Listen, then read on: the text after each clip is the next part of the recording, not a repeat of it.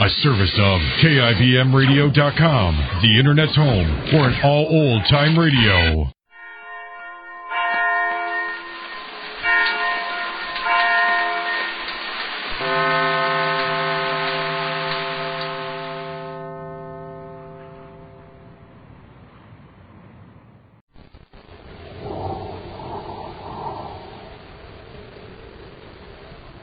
The American Broadcasting Company Radio Network presents Space Patrol!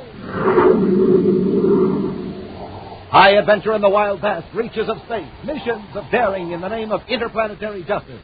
Travel into the future with Buzz Corey, Commander-in-Chief of the Space Patrol! In today's transcribed Space Patrol adventure, Buzz and Happy are exploring the ruins of a lost civilization. Suddenly aware that a man is following them, Buzz pulls Happy into a dark passage. You can see us stuck in here. You can't see us in this dark passage, but we'll be friendly near. Come on, look. The big stone at the entrance. It's moving. He knows we're in here. But no man in the universe could move that stone. Wait, not from this universe. He sealed us in. We're trapped. We'll be back in a moment with today's exciting Space Patrol story, The Crown of Dargeeda. Korean children don't cry. It's a strange thing. Thousands upon thousands of them have been orphaned or cut completely adrift by the war. You see them in every large city that sleep on sidewalks, in alleys, under bridges, or wandering aimlessly around the streets. Perhaps they're too hungry to cry, or too hopeless, with a terrible childish cynicism. The sight of their bewildered faces, their huddled, ragged figures like little old men and women, is something no one who has seen it can ever forget. There's a chance for you to restore a measure of faith to these forlorn children of Korea. A chance to restore their power to cry. A $10 care parcel will not only help feed one of these children for a month, it may also give him back his youth. Send your order now to CARE, 660 First Avenue, New York 16, or to your local CARE office. And now today's Space Patrol adventure, The Crown of Dargeeda. The patient in room 399 of the Special Confinement Ward in the Terra Hospital is causing great concern to Commander Corey. Captured after a violent struggle at the Terra Spaceport, he has failed to respond to expert treatment. Although conscious and able to talk, he has refused to reveal his identity or the reason for his attempt to steal a spaceship. Now, in his central office at headquarters, Buzz examines the medical report that Happy has just handed him. The blood sample doesn't fall into any known classification. We really have got a mystery here. Yes, it's a case where our crime lab may be able to help the doctors. I'll call the identification section and see if they've matched his photograph with fingerprints. We must have a record. If he wasn't trying to hide something, he'd have told us who he was. ID section? This is Commander Corey. You have reported the subject in Bulletin 413-8. I see. And you have no matching photograph in the file. Well, how about fingerprints? You must have. You're certain? All right. Hurry on. I can guess his fingerprints aren't in the file. So it's the man. Happy he has no fingerprints. Huh? But it's impossible. His prints are as smooth as metal. No loops, spirals, or scales. In case you might have been wearing plastic gloves. Fucking rockets, the guy's a total mystery. We've got to give him a brainograph test right away and call the hospital. I don't quite get it, sir. What do you mean he's not as big a mystery? Hold it, Pat. Operator, this is Commander Corey at Space Patrol Headquarters. Put me through to Superintendent Mannheim. This is urgent. Pat. Yes, sir? Contact the security lab. Tell them to set up the brainograph. Dr. Mannheim? Commander Corey. I've got a theory about our patient in room 399. I think he's from another solar system. That would explain his behavior and also the trouble you've had in treating... Oh, all right, Doctor, go ahead. What? When did this happen? Oh, how is Dr. Kentman? Well, keep the guard at 399. I'll be right over. Corey out. Happy the patient escaped. What? The nurse found Dr. Kentman lying dazed on the floor, covered with a sheet. The patient had taken the doctor's clothes. So how did he get past the guard? He didn't. The bars in the window were ripped out. Fucking rocket. I'll load it at the spaceport, and we'll get over to the hospital. Behind locked doors in a small apartment in another part of Terra, a man sits before a spacephone transmitter. beaming the signal toward a remote part of space. Agent Orkan calling Chardu of Dardeda. Agent Orkan calling Chardu of Dargeeda. This is Chardu. Why are you late in reporting, Orkan? I met with a slight accident, Chardu. I was captured and confined to a hospital. Fortunately, I was able to escape. About the crown. Have you located it? The jeweled crown of Dargeeda is hidden on the third natural planet of this solar system, a planet called Earth. My ancestors lost the rule of Dargeeda 1,000 years ago when the crown was stolen. For 10 centuries we have been outcast, under the control of despots. The return of the crown will mean that I will become emperor of all Dargeeda. So much at stake. I cannot risk failure. I won't fail. Very well, Orkan. Continue your search.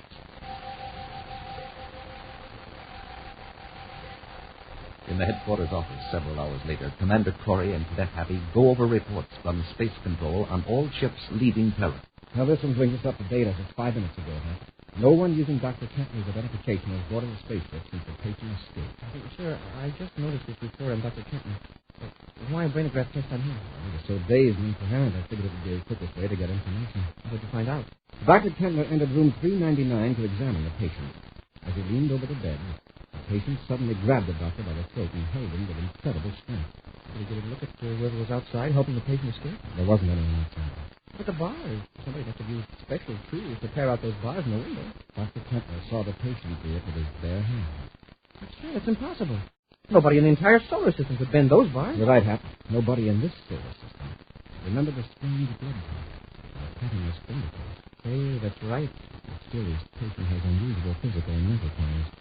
Plainly, he's from another solar system. There may be others like him living among us undetected. Well, what do they want? What are they up to? To find out, they have to catch her right now. If he can bend thick metal bars, it's going to be hard to handle. I'm not worried so much about his physical strength. It's his mental power. For instance, he seemed to implant it in Dr. Kentner's mind the impression of Earth Spaceport number 7. Number 7? Well, that's in the southwestern United States. Yes, New Santa Fe. Yeah, but what's Earthport 7 got to do with the man that escaped? But it kept showing up in Dr. Kentner's brainograph test. And it has no significance to the doctor. I'll get it here. Commander Corey here. Yes, I did. What was that destination again? I see. That sounds like our man, all right. Thanks. Corey, half an hour ago, a passenger ship from Terra landed at Spaceport 7 on planet Earth. On board was a man who presented the credentials of a Dr. Modano. Oh? Well, this Dr. Modano made some inquiries about the Zanapi ruins, about 250 miles to the south of the fort. The Zanapi ruins? According to the medical association, there is no Dr. Modano. There's a missing patient. You know, Hap, I think it's time we had a vacation. A vacation? Now? Yes. A quiet vacation on Earth, exploring the Zanapi ruins. Back in the 20th century, jet planes roared over the sun-baked deserts of the American Southwest. But they left no mark on vast regions below. Now the spaceships of the 30th century split the skies with their thunder, but the desert remains unchanged. A surface car roars along the rough dirt road and stops before the only structure in miles. 2 men with camera cases slung from their shoulders get out of the car. We could still make the ruins by dark, man. There's only a few miles farther. Well, we might be able to pick up some information here. Besides, I'd like to establish ourselves. Yes. We can get an early start for the ruins in the morning. Look at this. Hank's Hotel. Indian relics, curios, sandwiches, rooms. I wonder if Hank does much business. I wouldn't think so.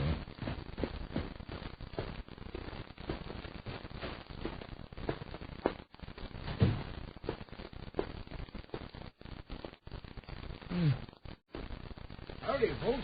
Something I can do for you? We were just passing by. We thought we'd stop in. Well, I'm mighty glad to see you. Don't get many visitors this time of year. Well, when is your busy season? Well, I've been here for 10 years. I don't reckon I ever did have what you'd rightly call a busy season. Oh, that's too bad. Oh, no, it ain't. I like it that way. Gives a man time to think. Fact is, I'm retired. I get just enough trade here to take the curse out of it. Retired? From what? If you don't mind my asking. Oh, little everything. Ranching, prospecting, you name it. I managed to save up enough to get by on. Anything to take in here is pure velvet. Well, you get the life story of Hank Hodges. You mentioned prospecting. Are you around here? Yep. Never that's what you fellas are here for, you're wasting your time. I'm afraid we haven't the patience for that kind of work, Mr. Hunter. We thought we'd follow around these old Indian ruins and snap a few pictures. Oh, Janapi ruins, huh? Well, I reckon every man's got his own idea of fun, but don't expect too much. Why? Aren't they interesting? All I know is the Indians left. We'll take our chances. Judging by the lack of traffic in the road just now, we'll have the place for ourselves, I suppose. The ruins, you mean? Yeah, as far as I know. You don't calculate going out there tonight, do you? We hadn't quite made up our mind. Well, you better wait till morning. The road gives up and quits a few miles away, you get lost. Well, then what are we going to do? Oh, see the sign outside? There's a hotel, too. Ain't as fancy as those places up at New Santa Fe, but you'd be comfortable. Sounds like a good idea. We'll take you up on that offer, Mr. Hunter. Now you're talking. And, just call me. We'll get our gear out of the car. Come on. Yes, sir. I'll be out to help you in a jiffy. Just remembered I got some coffee cooking on the stove in the back room. All right, Mr. Hodges.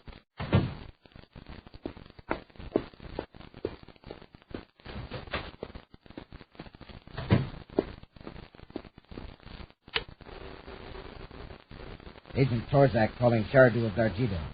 Agent Torzak, codename Hodges, calling Chardu. This is Chardu. Proceed with your report, Torzak. 2 men are here, on the way to the Zanapi ruins. I'm sure they're space patrolmen after Agent Orkan. You have your orders. Dispose of it. It would be awkward here. I would be suspected. Follow them to the ruins. Orkan must be protected from all interference in his search for the crown of Dardeda. Rest assured, Chardu. The space patrolmen will never leave the ruins of Zanapi. We'll return to Space Patrol in just a moment. The United States has seen many changes in the past dozen years, all pointing to a still better way of living. Millions more Americans are working, earning more, saving more. We're eating more and eating better. More young people are going to high school and college. More of us are getting paid vacations. More of us are enjoying the luxuries of life. Sports, radio, television, the theater, concerts. Church attendance and membership has climbed steadily upward. The better you know America, the better the future looks. Write for the free booklet, The Future of America. Box 1776, Grand Central Station, New York, 17. Now back to today's Space Patrol adventure, The Crown of Dargeeda. Commander Corey and Cadet Happy are in the southwest desert region of America, searching for a patient who escaped from the special confinement ward of the Terra Hospital. The patient's unusual physical and mental powers lead Buzz to believe that the man is from another solar system. Buzz and Happy spent the night at a lonely roadside hotel in Curiochuck, operated by a genial gentleman who calls himself Hank Hodges. The space patrollers don't know it, but Hodges is also from another solar system. Now Buzz and Happy are in their surface car, ready to leave for the Zanapi ruins. I remember now, follow the road that runs out, then keep going, you come to the Red Butte. Cut right and follow the dry voice. You'll end up at the ruins. You'll find it, Hank. See you later, Hank. Go on, fellas. And watch out for the rattlesnakes.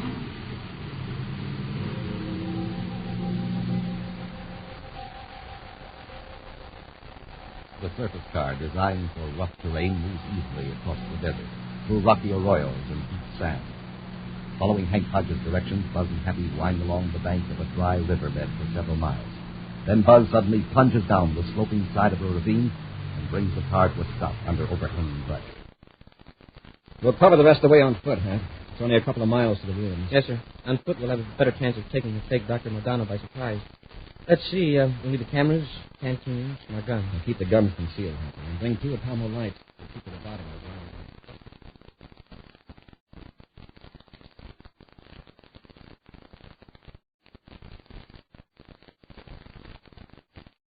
Commander, this is a regular city. According to Sterndorf, there are thousands of yards of hidden passages. Sterndorf? Who's he? An archaeologist who did some exploring here a few years ago. You tell him? Get behind this pillar.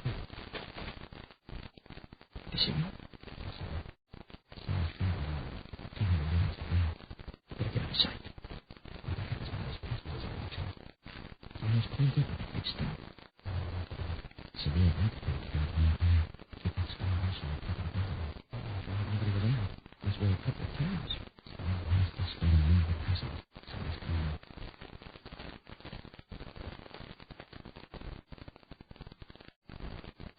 say it's stuck in here. We've got to be ready to look. I can't see it, so it's got access to it.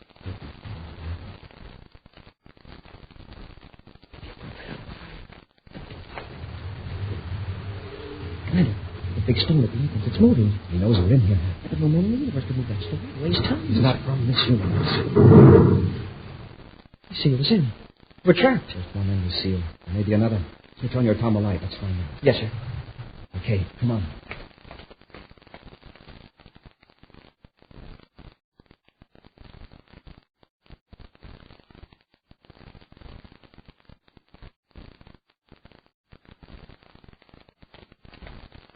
There's another time. Let's hope this time it pays off. Oh, it's a dead end. Oh, my gosh. Take it easy. It's just a step. Oh, nearly scared the life out of me, sir. The Tomo light put it right square in the face. It is startling. An ancient idol holding a sword and outstretched arm. Oh, I guess we're really fixed this time. Big stone at one end of the passage and old double ugly at this one. Especially an attitude in that statue. It's like it was guarding something. What is there to guard? Just a blank wall. It's not the Indians, but too intelligent to give this much work without a reason. The reason might not make sense to us, but the idol is stone, but the sword is real. Hey, I wonder if I could work it loose from that stone first and make a dandy souvenir. Yeah, souvenir. That's the last thing we need now. Heavy. Stop your eye when you pull it that sword. I guess those double uglies is falling apart for me. Smoking rockets, what's happening? Part of the wall is swinging back. You found the way out of the passage. Well, I figured that statue must have a purpose. There wouldn't be any sense of it just standing here. Same goes for us. Come on, through that door. Stop. Turn on that light. This is it. Thank you. I saw another light up ahead. Very perfectly still. There's someone else here.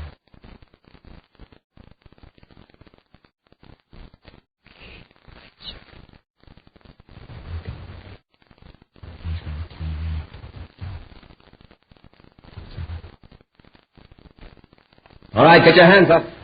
It's him, Commander. The escape potion. Yes, Commander Corey. I hardly expected to see you. We wanted it to be a surprise. I'm glad to see that you've recovered. Now, if you lead us out of here, we'll take you back to Terra. And why to Terra? For attempting to steal a spaceship, assaulting a guard, and Dr. Kepner, and for impersonating a physician. And just how do you know I am not a physician? I'd also like to go into the matter of why you're in the solar system in the first place. You've figured that out, have you? I suppose my tearing out the bars of the hospital window gave you a clue. Yeah, and rolling that big rock in front of the passage. Rock? What rock? Oh, well, maybe a butterfly landed on it and tipped it off balance. Oh, the rock. There is no use pretending anymore, I suppose. My name is Orkan. I am from the planet in the Antares system. Planet Dargeeda. I suppose there are others among us than Dargeeda. I am not at liberty to answer that. The brainograph will tell us. Gentlemen, you might as well put down those puny weapons. Stay where you are, Orkan. One more step and you will be sound asleep from a charge of cosmic rays. You will find that you are unable to pull the trigger tonight. All right.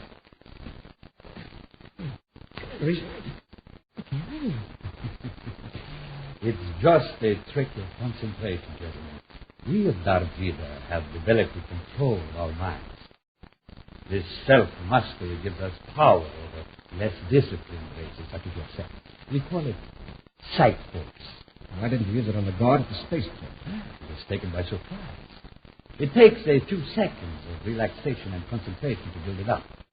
But fortunately, before the guard, I didn't even have time to build up my reserve of physical energy.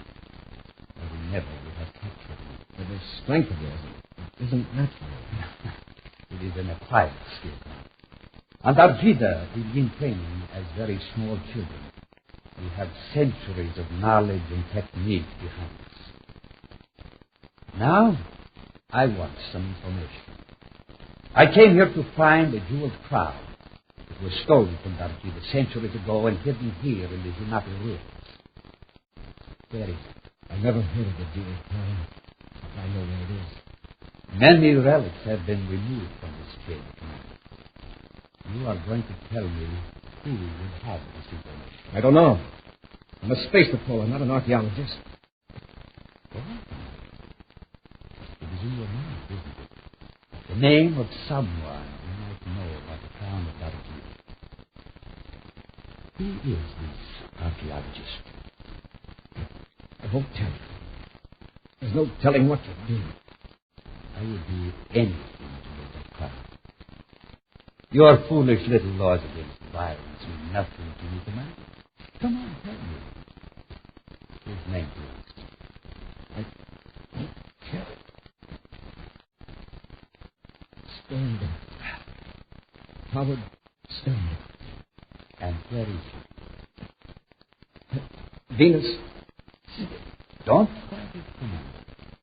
You are creating an inner mental struggle that can harm you. Where is Sternberg? You can't. Commander. I wonder. He's blacked out, but he will be all right. Cadet, take him up. Carry him over your shoulder and follow me. Only dimly aware of what he is doing, Happy obeys Orkan's command, following the man from Dargeeda through a corridor and out into the bright sunlight. Then he loses all sense of time. Finally, out of a blackness comes a vaguely familiar voice. Son? Son, are you awake? Happy opens his eyes and finds himself lying on a bed in a plainly furnished room. A familiar room. Lying beside him is Commander Corey. Again, the voice. Son, I brought you and your buddy something that'll make you feel better. Hey, how do you get back to the hotel? Well, your friend bought both of you here in his surface car. Friend? Yes, Dr. Mordana. He's outside now loading some supplies into the car. You fellows had a bad case of heat stroke. Lucky the doc came along. Listen, I've got to tell you something. He isn't a doctor. He's a criminal. And what's more... Sure. Now, you just relax, son. I'll leave these 2 glasses of water here. When your pal wakes up, see that he gets a drink, too. You don't believe me. I never had a heat stroke. It's that fake doctor. He's from another solar... Sure, son. You just take it easy. Hey, look, I've got to get a message to some friends. Will you let me use your space phone? Space phone? What in thunder would I need a space phone for? Well, the way I figure, if a man ain't worth talking to face to face, he ain't worth talking to at all. Space phones. Bunch of nonsense. Okay, but listen, Hank, be careful of that stranger. Don't tell him I said anything about him. He's dangerous. I'll be careful.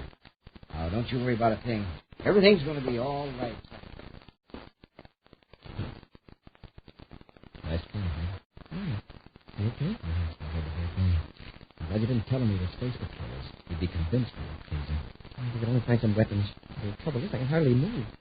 I don't know what Orkan did to me, but... Hey, what happened? I'm all right. So now, Orkan must have suddenly renounced his sight for us. Let's take a look out the window to see what he's up to. There he is. He's loading stuff into his car. And Hank's helping him. Let him see us. Let me get the weapons. Gotta make sure Hodges is in the way. Hey, you see that? But I don't believe it. Instead of driving the car around, he just lifts up the back end, swings it over like I'd move a small desk. What a dried-up man like Hodges. I have a feeling that if we examined those glasses of water he brought here, we wouldn't find anything. You mean Hodges? That he's from Dargeeda, too? Yes. I bet it was Hodges who rolled that rock across the passage back at the room. Oh, I come to think of it, that kind seemed surprised when they mentioned it. I quickly took the blame so we wouldn't suspect Hodges. While we're busy outside, we look for weapons. Should we summon Hank's back in? Come on. Hurry, Hank, before Hodges comes back. Yes, sir.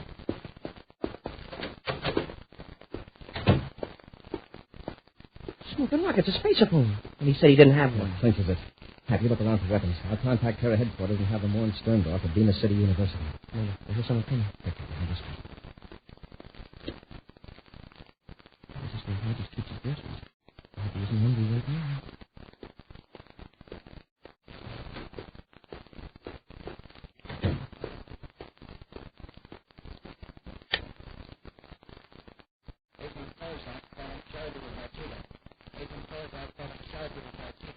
Chardu, commence your message for that. Orkan, I have captured the space patrol. Orkan has wrested from him the name of the in a hiding place in the room and picked them up. Space patrollers are now in a deep sleep. I gave them some medicine to watch. Where's the ground now? Somewhere on Venus. Welcome was left for a spaceship. I will obtain more exact information from the space patrol. Relay it to Welcome. Soon, Chardu, you will be wearing the crown as Emperor of Dargeeda. Excellent. Keep me informed of all developments. Yes, Chardu. I'll get him, Hap.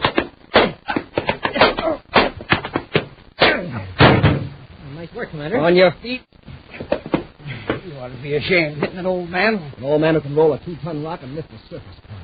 Not as old as you can. You better tie him up, Commander. What'll hold him? Bring him a glass of water, Hap. One of the glasses he wanted us to drink. Now, fellas, you got me all wrong. Oh, you can stop acting now, Hodges. The curtain's gone down on your little scene. And we're sure you're under control. We're going after your pal, Orca. What about Chardu's crown? It's rightfully his as Emperor. He's not our Emperor. And if he doesn't respect our laws, well, he's just going to have to rule bareheaded. And I hope he catches cold. We'll have a preview of next week's exciting Space Patrol adventure in just a moment. Young men, today's Army can prepare you for success. It can help you to a better future with valuable job training, opportunities for travel, and a chance to show your ability as a leader. The Army now offers training in over 30 career fields, in everything from auto mechanics to guided missiles and electronics. Here you can learn a trade which will pay you well for the rest of your life. And of course, you'll be paid while you learn. And you'll get a 30-day leave with pay every year. So serve your country and yourself in the new United States Army. See your local Army recruiter today. He's listed in a phone book. Now a preview of next week's exciting Space Patrol adventure. Buzz and Happy are aboard the Telephone, approaching the planet Venus. We're on vector for Venus City atmosphere shell, sir. Fine, Hap. What our velocity? Yes, sir. That's straight. Controls won't respond. There's a warning from Space Control. Decelerate quick. I can't, sir. Nothing happened. By changing vector. The controls are frozen. Someone sabotaged the ship. Or come. Smoke and rockets, if we don't do something quick, the ship will crash right into the heart of Venus City. Be with us next week for the thrilling Space Patrol story, The Shadow of Chardu. Space Patrol, created by Mike Moser, starring Ed Kemmer as Commander Corey and Lynn Osborne as Cadet Happy, was written by Lou Houston, produced and directed by Larry Robertson, executive producer Helen Moser. Other players were Tom McKee, Norm Jolly, and Ken Mayer. Lee Zimmer speaking. This program is broadcast to our armed forces overseas through the worldwide facilities of the Armed Forces Radio Service. Space Patrol came to you transcribed from Hollywood. This is ABC Radio Network.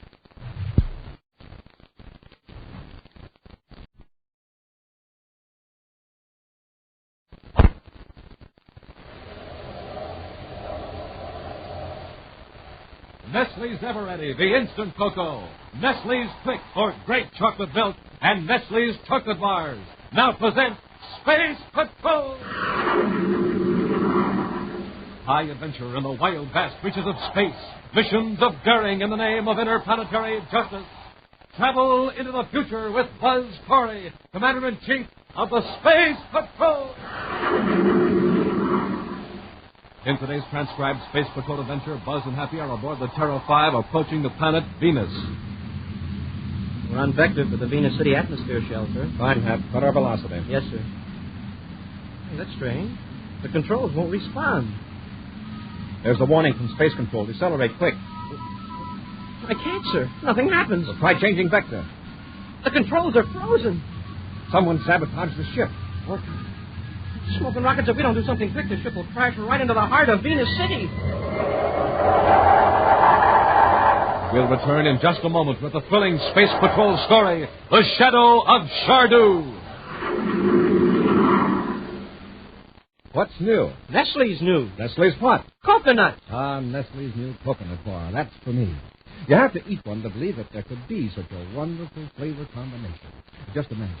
Thick, rich, smooth milk chocolate, crammed to the edges with fresh, toasted coconut. And it's such fun to eat, too, because it gets crisper with every bite. Care to add anything to that, Hap? Hap. Cadet Happy, will you please answer? Oh, golly, Commander, I'm sorry. You know what happens to me when you start talking about Nestle's new coconut bar? I just close my eyes and leave this planet. Yes, sir. I imagine I'm eating one right then and there. I can just taste that sensational, creamy, rich chocolate and all that super coconut. Oh, it's so crisp, so delicious, so... There I go again. That's the way it is, Commander, and there's only one cure for it. Oh, what might that be? Why, I gotta eat a Nestle's coconut bar, of course. Well, now, that seems like a good idea. For you, for me, for all space patrollers, too. Gang, why don't you find out for yourself? Treat yourself to a brand new coconut bar. You'll really go for it. Everybody goes for Nestle's, Commander. Wonderful milk chocolate, almond chocolate, and crunchy crunch bars. And naturally, the new coconut bar in the red and cream-colored wrapper. Smoking rockets, Nestle certainly makes the very best chocolate. And now, our Space Patrol adventure, The Shadow of Chardu. Commander Corey has discovered that agents from the planet Dargeeda near the star Antares are secretly at work in the solar system searching for a jeweled crown. Of the two known agents from Dargeeda, one has been captured. The other, Orkan, escaped from Earth. Buzz fears Orkan will try to locate the one man in the United Planets who may know the whereabouts of the crown, the archaeologist Howard Sterndorf. So far, the commander has been unable to contact the scientist to warn him of the danger he faces at the hands of the ruthless intruders from Dargeeda. Right now, Buzz and Happy are in the commander's office at Terra headquarters. Well, there's one thing in our favor. If we can't find Sterndorf, then neither can Orkan. You forget, Happy, we don't know how big an organization Dargeeda may have in our solar system. The would-be emperor, Chardu, may have agents everywhere. We sure didn't find out much from the one we captured, this Torzak. Not even with a brain or anything. These men from Dargeeda have tremendous control over the minds. This mental power, psych forces, they call it, enables them to perform incredible feats of strength. Yeah, we sure found that out the hard way. What I can't understand, sir, is why a super smart race of people would put so much value in a crown. Why couldn't Chardu be emperor without it? I don't know enough about Dargeeda to answer that. I don't see how we're going to protect Sterndorf, even if we do find him before Orkan does. Unless we keep Sterndorf a prisoner for his own protection. There's just one way to protect Sterndorf from the agents of Dargeeda. That's to make him useless to Chardu and his spies. And how can we do that? If Sterndorf knows where the crown is, he can... Excuse me. Commander Corey here. Yes, Captain. Fine. Lowell City? Good. He doesn't know why I want to see him. Well, don't tell him. Just keep him there. It won't be long. I'll blast off immediately. Corey out. Hap, Howard Sterndorf is on Mars. Captain Walden in our Lowell City headquarters got a bright hunch and checked with the curator of the Lowell City Museum. That's a break. Now we can get to him before Orkan does. Let's get to the spaceport.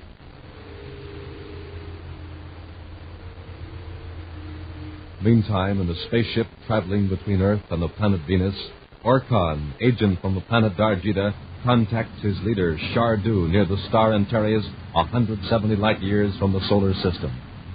I should reach Venus in about 2 hours, Chardu. And that is where the crown is? I cannot be sure. I do know that the scientist who found the crown in the Janapi ruins lives in Venus City. It shouldn't be difficult to locate him. Once I find Howard Sterndorf, I will force him to tell me where to find the crown of Dargeeda. I am somewhat concerned, Orkan. Have you contacted Agent Torzak recently? No, Chardu. I saw no necessity for it. I have tried repeatedly to reach him. He does not answer.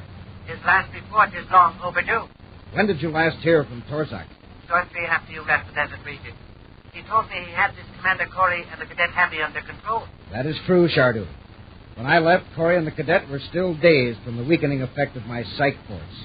Suppose they succeeded in overpowering Torzak. That's impossible. Then why hasn't Torzak reported? Until I learn differently, I must operate on the theory that they did escape. We must change our plans immediately. But Chardu... We must run no unnecessary risks. If Corey has escaped from Torzak, then he will attempt to warn the scientist, Sterndorf. He will also alert the Venus authorities to watch for you. Should I return to Torzak's place in the Earth's desert? No. Contact Roder, one of our agents on Terra. He can determine whether Corey is back in action. And if he is? Corey is the greatest obstacle to the recovery of the crown of Dardeda. He must be destroyed. In a hotel room in Lowell City on the planet Mars, Buzz and Happy confer with the elusive scientist Howard Sterndorf. Let me ask you a question. Didn't you explore the Janapi ruins on Earth? Yes, last year. But it wasn't a very complete exploration. I was called back to Venus to take over some classes at the university. Did you find a jeweled crown in the room? Why, yes, I did. Very strange, too. It just didn't belong among those Indian artifacts. You're right, it didn't. We know where that crown came from. You do? Where? From a planet near the star Antares. It was stolen 1,000 years ago, brought to Earth, and hidden in those years. That's why you're in danger. Just a minute. If this is one of those tiresome legends about an ancient curse, you can forget it. This is serious, Professor. Where is that crown? Back at the Venus City University. Locked in a vault, I suppose. My goodness, no. It's on the shelf in my office. In plain sight? Of course. The restoration of an empire hinges on that crown. Agents from Dargeeda are in the solar system right now, and they'll do anything to get it back. Well, why not give it to them? If it's theirs. We can't be sure it's all they want. We'll never know who their agents are unless they reveal themselves by making attempts to get that crown. All right. Interstellar politics is out of my line. I'll give you the crown, and you can lock it out. That won't work with these spies. No, Professor. No secret is safe from them. They've got something they call a psych force. They can produce a mental energy that can overpower our own self-control. I know. One of them made me tell them your name. And they can concentrate that power in physical energy. When they want to, they're as strong as 10 men. Now, here's our problem. Neither you nor I must know where the crown is. Yet we must be able to produce it on short notice in case we have to. Well, that's quite a dilemma. How would it work if I gave it to a friend and asked him to hide it? A Dargeeda agent could easily make you tell the name of your friend. Then your friend would be on the spot. What we need is a way of not letting our left hand know what our right hand is doing. Exactly. Now, here's my suggestion. Each of us will make a list of 20 men we can trust. That's 40. Then envelopes will be prepared and addressed to each of these 40 men. There will be no return address on any envelope. 39 of them will contain blank pieces of paper. Perhaps a circular, anything. It doesn't matter. And the 40th envelope? That will contain a letter over my signature, asking that person to go immediately to your office, get the crown, and hide it, without telling anyone. The person receiving the instructions will be asked to send a letter to the secret documents section at Space Patrol headquarters in town. I see. Now, on the outside of the envelope will be a file number. Inside will be the man's name, nothing else. That envelope will be filed without being opened. Then can I go to Venus? Not until I get word from the secret documents section that a letter with a certain file number has arrived from Venus City. That'll be proof that our plan worked and the crown is safely hidden.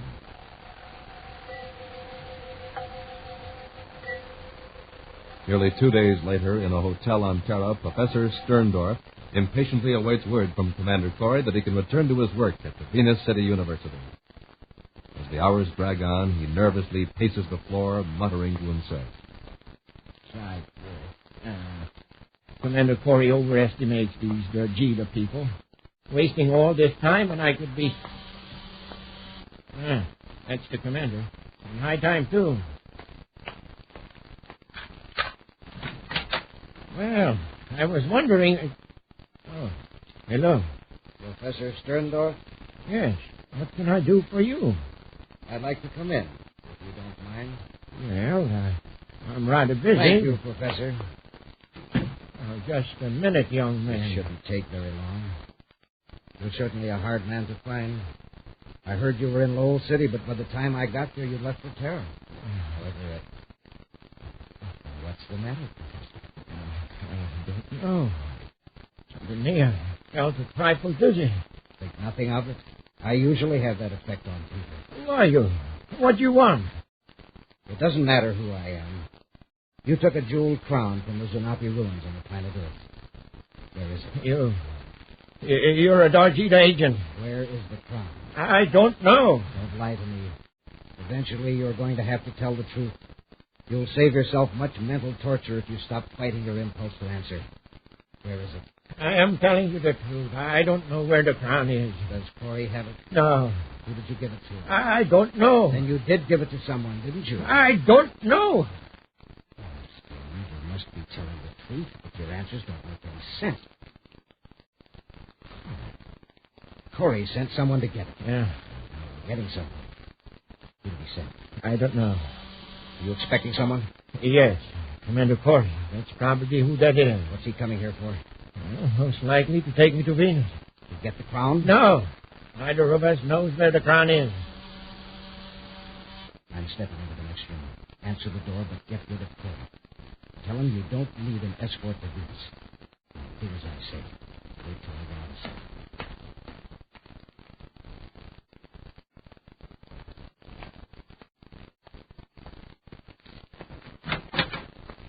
Good afternoon, Professor. Hi, Professor Sterndorf.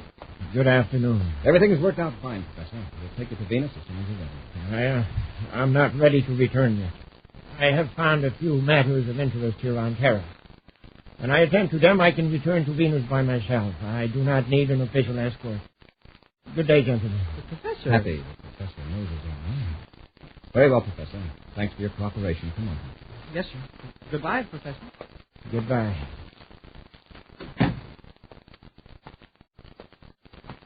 Yes, sir. What's come over, Professor? Didn't his attitude seem kind of strange to you? Yes, he seems to be acting under pressure. There's someone in there with him that will take him by surprise. Dargeeda agents. I'll pick them off guard before they have a chance to generate super strength with the sight force. Can you go back? Yes, sir.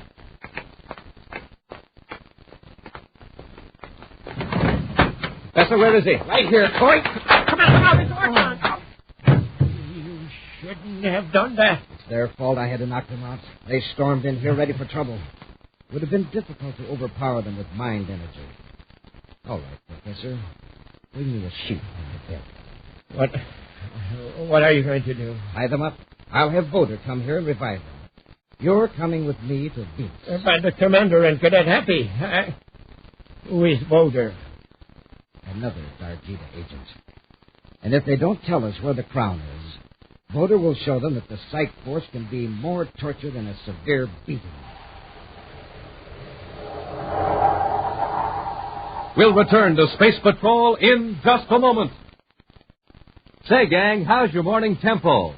Do you go around like this?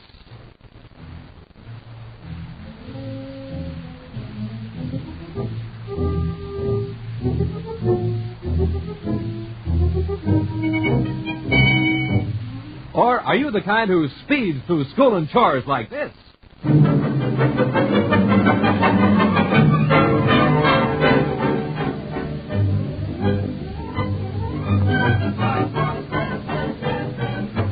Well, I bet you the difference is breakfast. Yes, sirree, a good big breakfast topped off by a good big cup of Nestle's Ever-Ready Cocoa can make all the difference in the universe. Breakfast eaters are never slow starters nor mid-morning slumpers either, because they get the pep and go they need to last clear through. And let me tell you, when you have Nestle's Cocoa with your breakfast, you're treating yourself fine. The flavor's so rich and chocolatey and delicious, just like those sensational Nestle's chocolate bars. Another thing, Nestle's is the only instant cocoa that contains rich whole milk and sugar. That's where the pep comes from. And of course, Nestle's is so easy to fix, you can do it yourself in no time. Just put 1, 2, 3 spoonfuls in your cup and add hot water. Easy? Why, you never saw anything simpler. Good? Well, you just take a big swallow, and you'll say it's the greatest. And boy, wait and see how you speed through the morning just like this.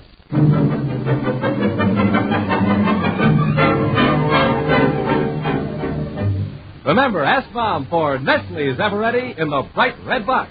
It's chocolate rich and wonderful. It's Nestle's.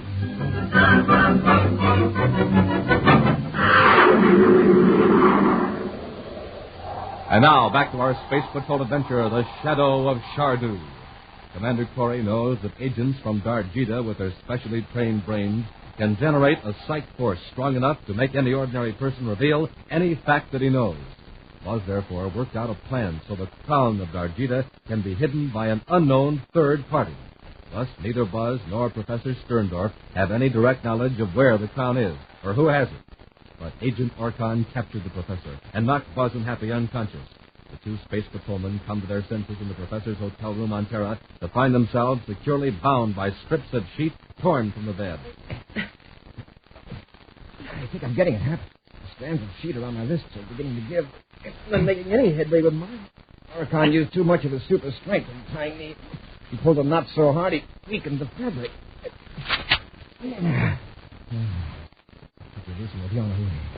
Commander, someone's at the door. I'll step out of sight and keep in visual privacy.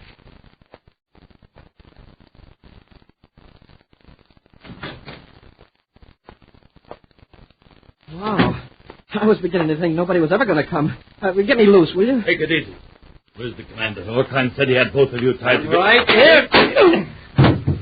Oh, that was a beauty, Commander. I had to get him quick before he got his sight force into gear. You sure did. But he's completely out. He can't tell us where Orton is. That's why we release you. We'll get him to headquarters. If we can get him under a brainograph before he completely recovers, we might find out plenty. Far from the regular space lanes, a private cruiser follows a vector toward the planet Venus. Orton checks the viewscopes carefully, then makes spaceophone contact with Chardu on the remote planet Dardeda. I have captured Professor Sterndorf, Chardu. He is locked in a compartment of the ship. What about Corey? By now, Voder probably has Corey and the cadet well under control. Why didn't you take Corey with you when you had the chance? I was compelled to use physical force, Chardu. It would have taken too much time to wait for them to regain consciousness, so that I could control their actions by psych force, as I did the professor. I see. What about the crown? Sterndorf seems to have no knowledge of where it is. But you told me... Please, Chardu, please. There is nothing to worry about. Corey and Sterndorf together must have knowledge of the crown. I can work on Sterndorf while Voder handles Corey. And with Sterndorf under your control, you can force Corey to be more cooperative. Exactly. You will have to give me the crown to save the professor's life. Where are you going now? To Venus. In all probability, the crown is somewhere on that planet. I can operate from Venus City location number 3. You must find the crown without delay or cut. Proceed to Venus.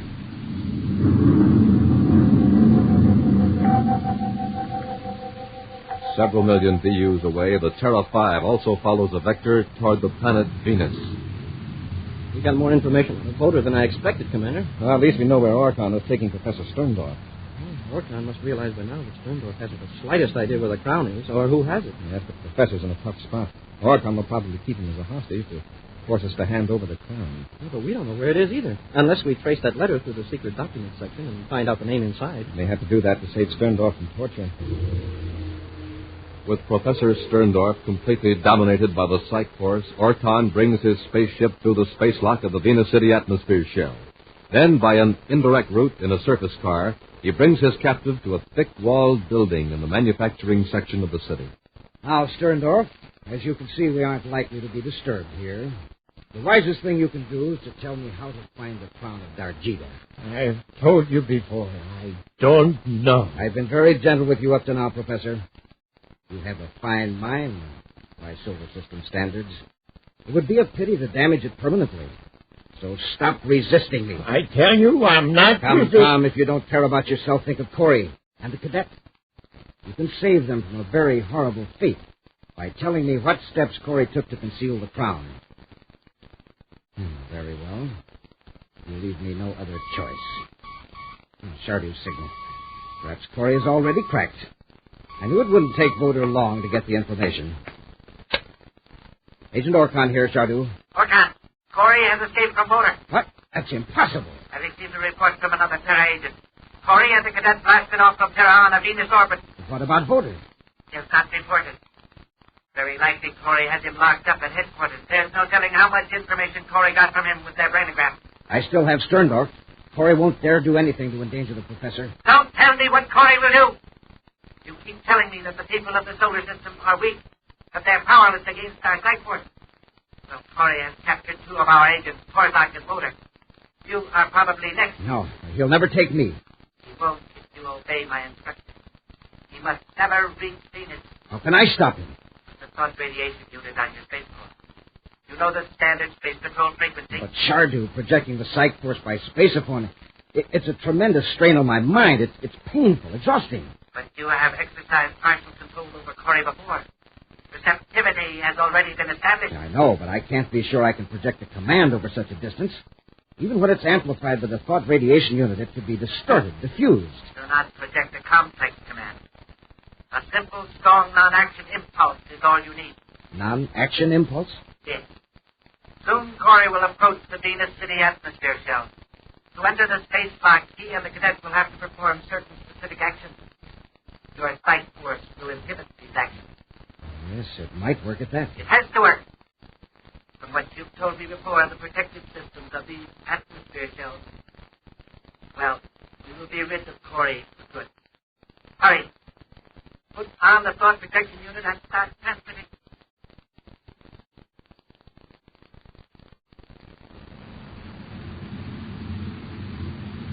We're on vector for the Venus City atmosphere shell, sir. Fine, Hap. You bring it through the lock. Better cut our velocity. Yes, sir. That's strange. The controls won't respond. Try it again. There's your automatic warning from Space Control. Our approach is too fast. Accelerate, quick. I can't, sir. The nose rockets won't fire. Cut our tail rockets.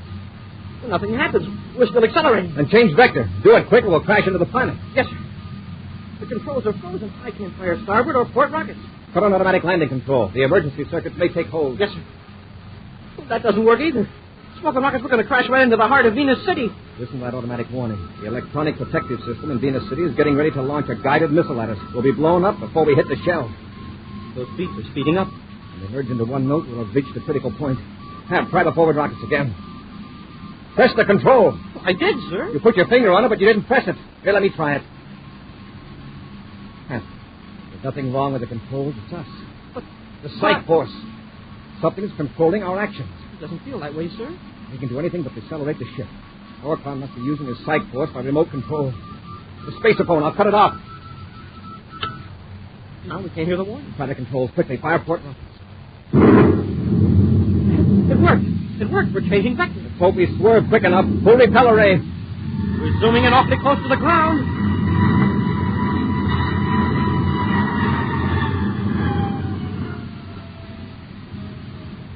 Wow.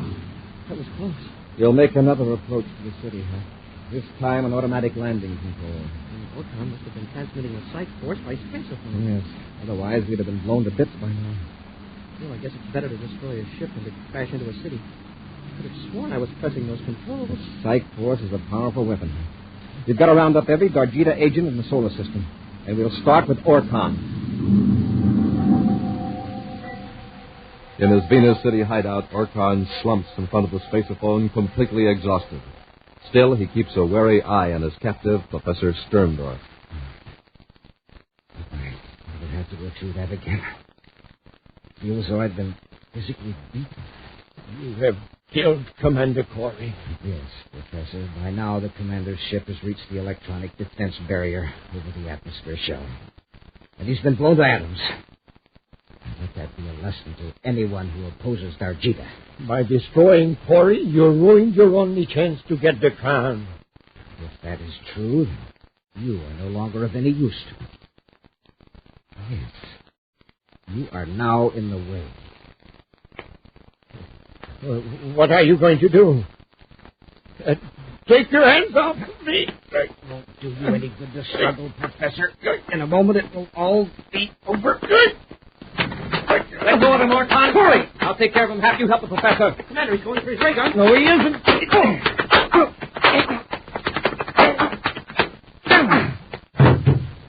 Keep him company. Yes, sir. Are you all right, Professor? Yes, Commander. But if you'd been a moment later... You'll get Orcon to a brainograph before he builds up his mental resistance. He can probably tell us who some of the other Dargeeda agents are. He won't get anything out of me, Cook. Chardu of Dargeeda will see that I am liberated. Come on, Orcon. Let's go. There is Chardu calling me now. Forget it. Very well. When I don't answer, he'll know I'm in trouble and send other agents to help. He is right, Commander. That gives me an idea. All right, Orcon. Talk to your boss. Go ahead. Say anything you like. Do you mean that? Answer it. You've got some trick in mind. You think you'll learn something about the Dargeeda master plan. All right, don't answer it, but make up your mind. Very well. But you won't learn anything. Agent Orcon, here, Chardu. I'm surprised that you answered, Orcon. Chardu, listen. Be careful what you say. Silence, Orcon.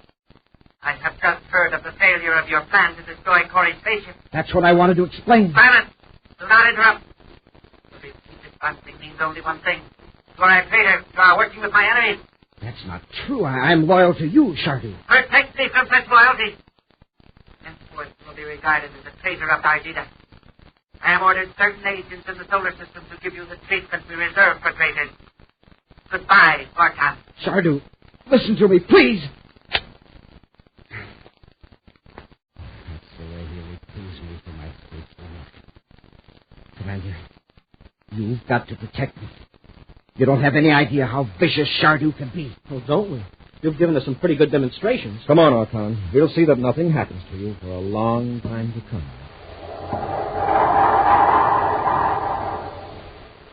An action preview of next week's exciting Space Patrol adventure in just a moment. Say, Commander, Take a look at these drawings for the new type spacesuits. See it here? Energy restoration units built right in. Pretty cosmic, huh? I've got a better energy restorer and builder right here. What's more, it tastes good. You couldn't be talking about anything but good old Nestle's Ever-Ready Cocoa, I'll bet. Half you go to the head of the clan. Nestle's Cocoa is the hot drink all space patrollers need to make them peppy and keep them peppy. So delicious, too. Just packed with the rich, true chocolate flavor of Nestle's chocolate bars. And that's the best chocolate there is. Nestle's is so easy to make, too. Just 1, 2, 3 spoonfuls in the cup, add hot water, and it's ready.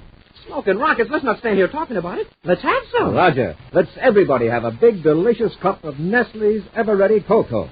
And Nestle's is the one with the real chocolate flavor. That's Nestle's in the bright red can. And now, a preview of next week's exciting Space Patrol adventure. Buzz and Happy are on the planet Dardeda, pursued by a band of Chardu's agents. They're gaining on us, sir. We're nearly at the top of the ridge. Then it'll be downhill to the ship. It's lucky for us they don't have any weapons. Chardu probably gave them orders to take us alive. From what we know of him, that isn't going to be any picnic. If we can keep this lead, we'll be safe. Wow, they have got weapons. Here's the top of the ridge. Now a final spurt to the ship and... Smoking rockets, Commander, look. Our ship is gone. Be with us next week for the thrilling Space Patrol story, Planet of Discord.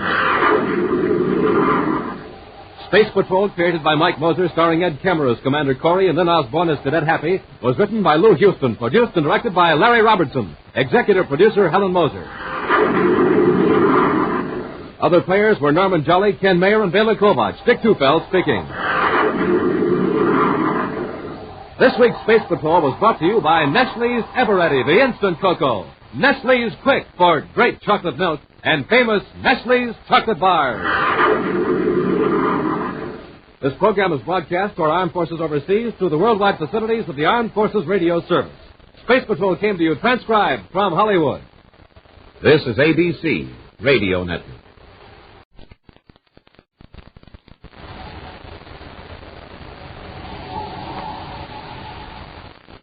The American Broadcasting Company Radio Network presents Space Patrol!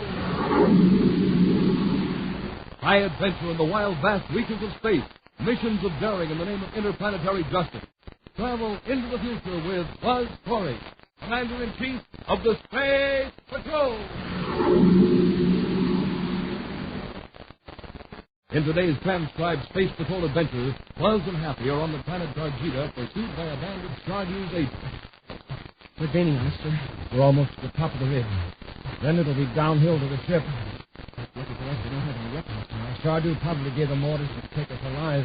From what we know of him, that isn't going to be the picnic. If we can keep this lead, we'll be safe. Hey, they have got weapons. Here's the top of the ridge. Now a final spurt to the ship. Smoking rockets, Commander, look. Our ship is gone. We'll be back in a moment with today's exciting Space Patrol story, Planet of Discord. Medical science has conquered many frightening diseases in the past. Now scientists believe they may soon have control of the infantile paralysis. A trial polio vaccine has been developed and given to hundreds of people with no ill effects. To prove its effectiveness against paralysis, mass field tests will soon begin. Your generous contributions to March of Dimes have brought the hope of final victory this near its goal. But many, many extra millions of dollars are needed to launch this crucial, what is hoped to be the final assault on polio. Your help now, with extra dimes and dollars, is the only hope for victory.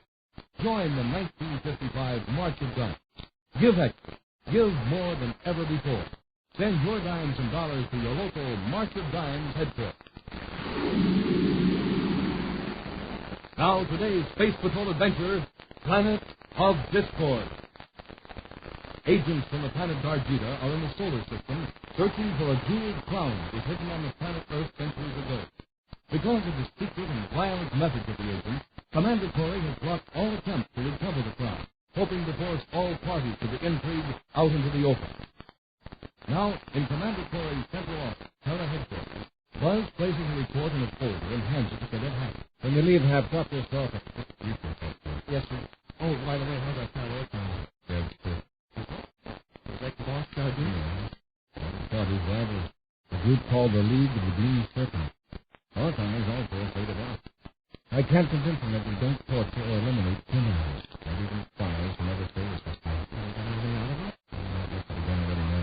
He told us the true names of other Chardu agents with him. He doesn't know anything about the other captain, except that their agents are also after the town of Dardeda. You know, I've been thinking, if both sides in this Dargeeda battle would rather have the town stay lost than have the other side recover. What's that? Well, one thing is, to get the town until it fits fine and causing trouble in our solar system. Hey, I'm going to get back to you about 1,300 hours and get it going. Don't forget this folder, Hank. Oh, yeah. Oh, you want me to get a receipt from the distribution center? No, it's not classified material. Going to the feature editor of the United Planets News Service. We wanted some data for a special article. Hey, Commander, I'll be going right past the newspaper's office.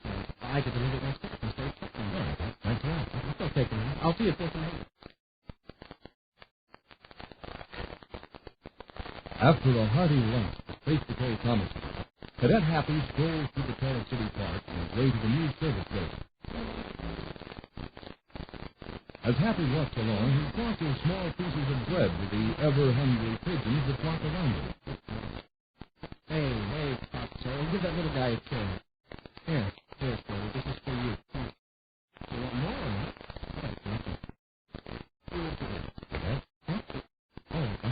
I was just talking to the pigeons. Yes, I see there. Everybody else in the park seems to be on a special rush. I was wondering if you'd do me a favor. Do you know anything about these microphone cameras? I want to take a picture of the top or whatever. The film I don't know how to reload. Oh, that's easy. You got a new roll of film? Okay. All you do is slide the cartridge into the little round hole in the film, right? When you press this lever, that will move the protective screen and start the film for the cartridge. Yes, I know. It's a Reddit camera, and I didn't want to tamper with it. You have to open the thing and roll it by hand. And you better get out of the straight camera. My surface car is right over there. But you talking up inside? Oh, yeah, you could make sort of a tent out of your jacket and you're in business. It's certainly nice of you to go to all this trouble. Oh, yes, sir. I like to fool around with cameras anyway. It's probably darker on the back street.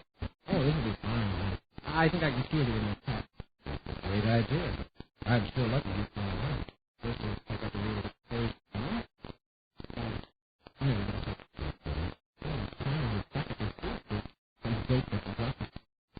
Oh, I see what the trouble is. Before I spread my new film, I'll take a look. Oh, that's what happens when I press this lever. Watching. Now you'll be nice and comfortable and invisible.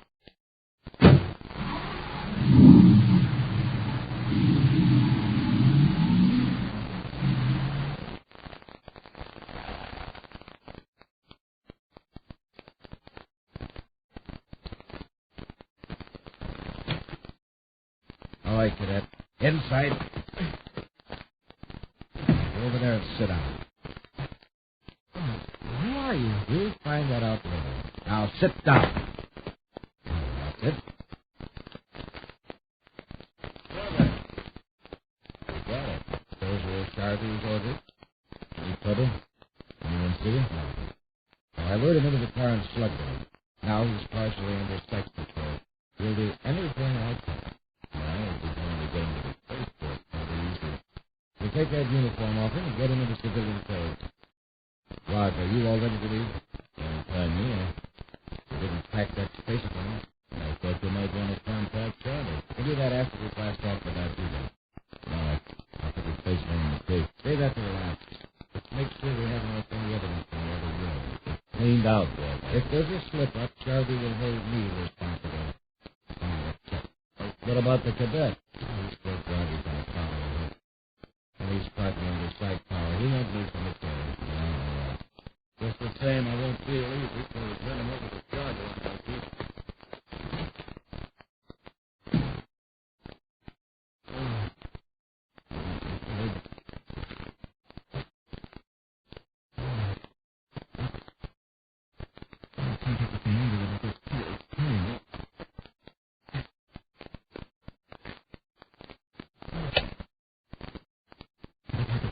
Commander Corey. Hospital headquarters.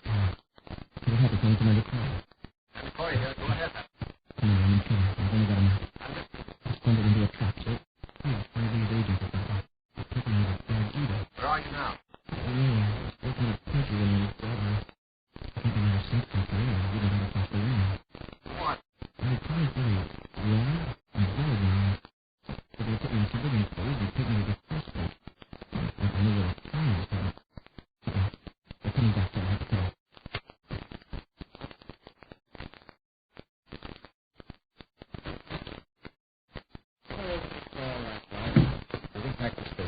Yeah. Cadet, take off that uniform and get into these clothes. Come on, get up. Okay. What about those papers the cadet was carrying? Just general information. Nothing secret. Still, it might be helpful to Chardu. We'll take him around. Well, cadet. Yeah? I suppose you're expecting to be rescued any minute now. What do you mean? You know what's that, Corey. That isn't going to stop us. We've got a spaceship ready at the spaceport. It's an emergency ship today. Standing by for 2 doctors and an assistant. We're rushing some vaccine to Saturn City Hospital. That's us. We're going to a lot of trouble for nothing. I don't know where that clown is, and if that phony would-be emperor, Chardu, thinks that there are any defense secrets from me, he's crazy. You know why? Because I don't know any big secrets. And that, gentlemen, is just one of the advantages of being a cadet. Oh, well, that's cadet. You don't think we put any value on anything like $6 of yours, do you? Hey, now, wait just a minute. Corey, we won't. You did just what we wanted you to do. No, Corey, you're being taken to Dardeda. Huh? You've done something our best agents couldn't do today. You've led Commander Corey right into Chardu's clutches. Acting quickly after receiving the spacephone message from Happy, Commander Corey alerted the spaceport and then blasted off in the Terra 5 in order to be spaceborne in the event Chardu's agents evaded the guard. Circling within the viewscope range of the Terra City spaceport was monitored the space patrol frequencies and those used by Dargeeda agents. As he speaks to the Terra Space Control operator, the answers come back in code to prevent interception by Chardu's spies. If you're sure every ship has been checked, then Happy must still be on Terra. I'll remain spaceborne. Something's coming on one of Dargeeda's frequencies. I'll call you back. Hurry up. Okay, Mr. Chardu. The plan works. Our emergency ship passed through the Terra space rocket. Get it aboard. Proceed at once to Dargeeda. Commander Corey aboard Terra 5 calling Space Control Terra. I'm setting a hyperspace sector for Dardeda. I'll try to contact you when I come out of Star Drive. Corey out. Good luck. I may be able to take that ship before it reaches Dardeda. I can help you, Commander. What? Don't make a move until I tell you. I don't want to use this gun. How'd you get aboard? The mechanics cover all help. Nothing is the station of a guard by Sapphire. And you're one of Chardu's men. No, Commander. I am Pluto, the sworn enemy of Chardu. I am of the Legion of the Green Serpent. In that case, you'll help me rescue Happy from Chardu's agents. Certainly. The cadet was abducted nearly 50 years into Chardu's trap on Dargeeda. I am here to prevent that. Fine, Pluto. In that case, you can put away the gun. You don't understand, Commander. My method of keeping you out of Chardu's hands is to destroy you both. We'll return to Space Patrol in just a moment. Boys and girls, here's a little clock. How long does it take to cross the street? 5 seconds? 10 seconds? Well, that may be the right answer if you're careful to cross its corner and wait for the traffic light. But if you cross in the middle of the block, it may take weeks to get to the other side. Yes, weeks. Weeks spent in the hospital or in bed at home with the broken bones and bruises that come from being in an automobile accident. Don't forget, the motorist doesn't expect to find anyone in the middle of the block. He may not be able to stop in time. That's why it may take weeks from the moment you start across the street until you finally reach the other side. The seconds you might save isn't worth those weeks you might lose, so be careful. Cross with the light and only at corners. Remember, the life you save may be your own. Now, back to today's Space Patrol adventure, Planet of Discord. Two of Chardu's agents have captured Cadet Happy and are taking him to the planet Dargeeda. Their real goal is to lure Commander Corey into a trap. With carefully contrived carelessness, they have permitted Buzz to learn their destination, knowing that he would follow them to rescue Happy. As the commander was about to put the Terra 5 in the star drive for the trip to Dargeeda, a stranger stepped into the control compartment and held Buzz at gunpoint. He revealed himself as Pleto, a member of a faction that opposes Chardu's attempt to become Emperor of Dargeeda. Pleto has vowed to destroy Buzz and Happy. Happy and I aren't involved in your affairs in Dargeeda. What good will it do to get rid of us? Chardu's agents have gone to great pains to let it be known that Chardu abducted Cadet Happy. If neither of you return, your government will hold Chardu responsible. You expect the United Planets to help your gang into power, perhaps even use force to put down this Chardu and his followers. Well, why not? You have had no trouble with our league, only with Chardu's agents. Just who is the rightful government of Dargeeda? Who's in power now? The League of the Green Serpent has been in control for several years. Then this upstart Chardu started his rebel-rousing campaign to restore the Empire. That's what I hear, Pleto. Your gang wants the crown, too. Yes. To a large part of our population, the crown is a symbol. There is a legend to the effect that the crown gives the person who wears it infinite wisdom and the power to rule with justice and mercy. When we get to Dardeda, we will force you to tell me where the crown is. And with the weapons aboard the ship, the League can conquer Chardu. And then, Commander, you will be eliminated. But Cadet Happy, you can at least save him. Everything. Set a vector for Dargeeda. Do you know where it is? Its orbit circles the star near Antares, right? Yes. Lokina. Do as I say and ask no questions. Remember, your mind is no longer entirely your own. As we have talked, energy from my mind has steadily overpowered you. The sight force, you know. Yes. The vector for Dargeeda is set up. All right, Corey. Put into start drive, and don't try anything.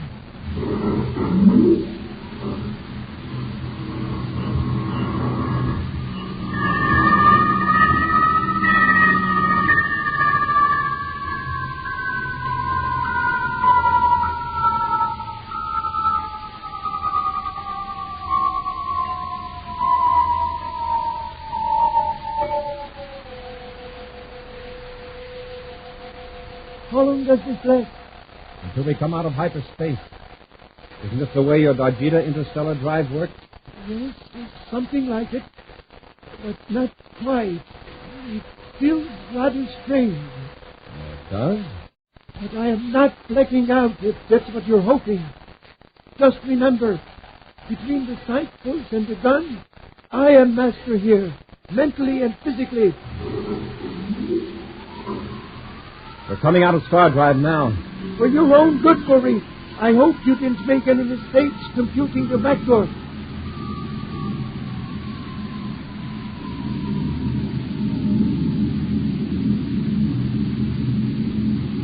Well, there's a star glaring through the starboard viewport.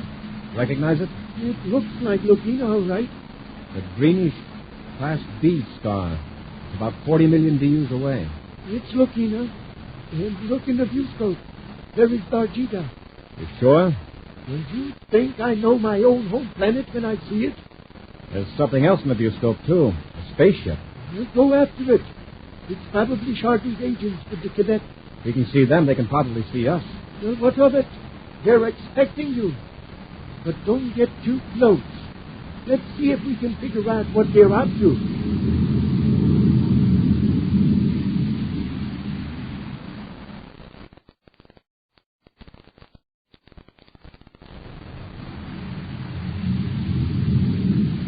Agent Bourvain calling Chardu. Agent Bourvain calling Chardu. Scott, may report for me. We have emerged from Star Drive and are now approaching Dargeeda. Excellent. Has Corey followed you? I assume so. Here are your orders, Corey. There is a work camp in the Kelvin Mountains, constructing power relay towers. Those men are all loyal to me. Stand there and remain until you hear from me. Very well, Chardu. And guard the cadet carefully. As long as we have this, we get Fort Courage to help us locate the ground to operate the weapons in the ship. Are your instructions clear? Yes, Chardu. I will obey them to the letter. Bourbain out.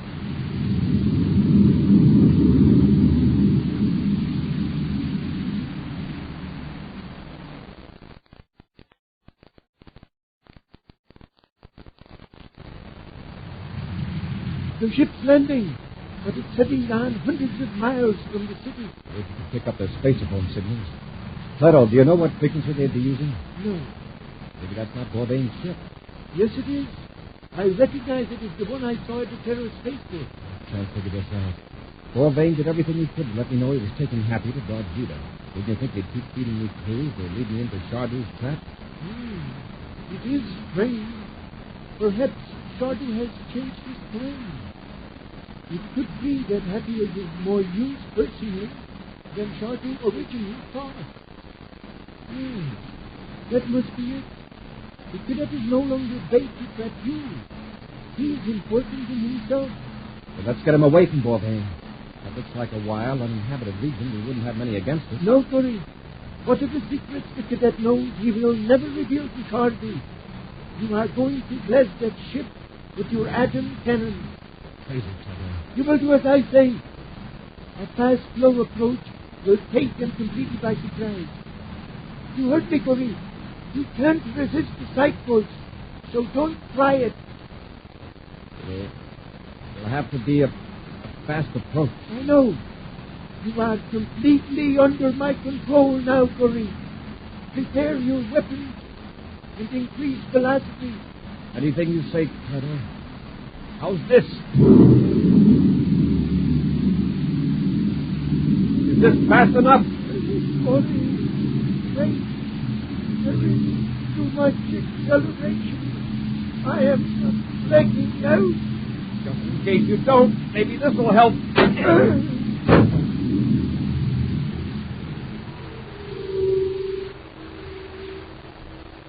In a crude work shack in the mountains of Dargeeda, Cadet Happy quietly tests the strength of the ropes that hold him securely to a chair.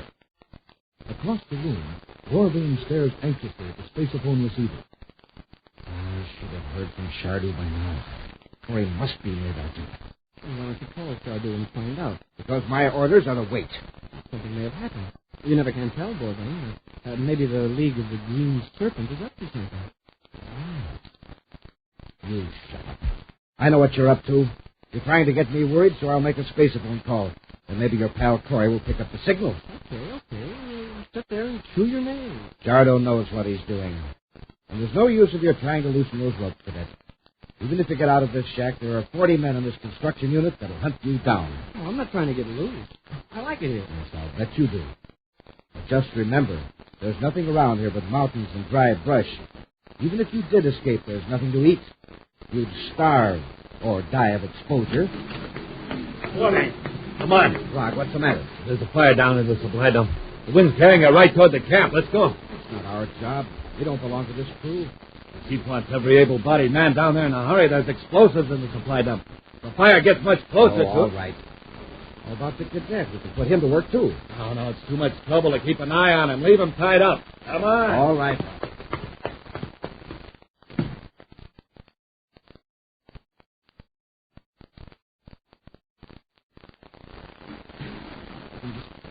Rope a little bit more. Commander! You alone here? Yes, sir. Bourbain and Rob, they rushed out to fight a fire. I'll take it easy. I had to cut loose or something. How did you land without anybody seeing you? Came in low on the other side of the ridge. I'm sure lucky that fire broke out, or you never could have gotten into camp. I know. I started it. Okay, let's go.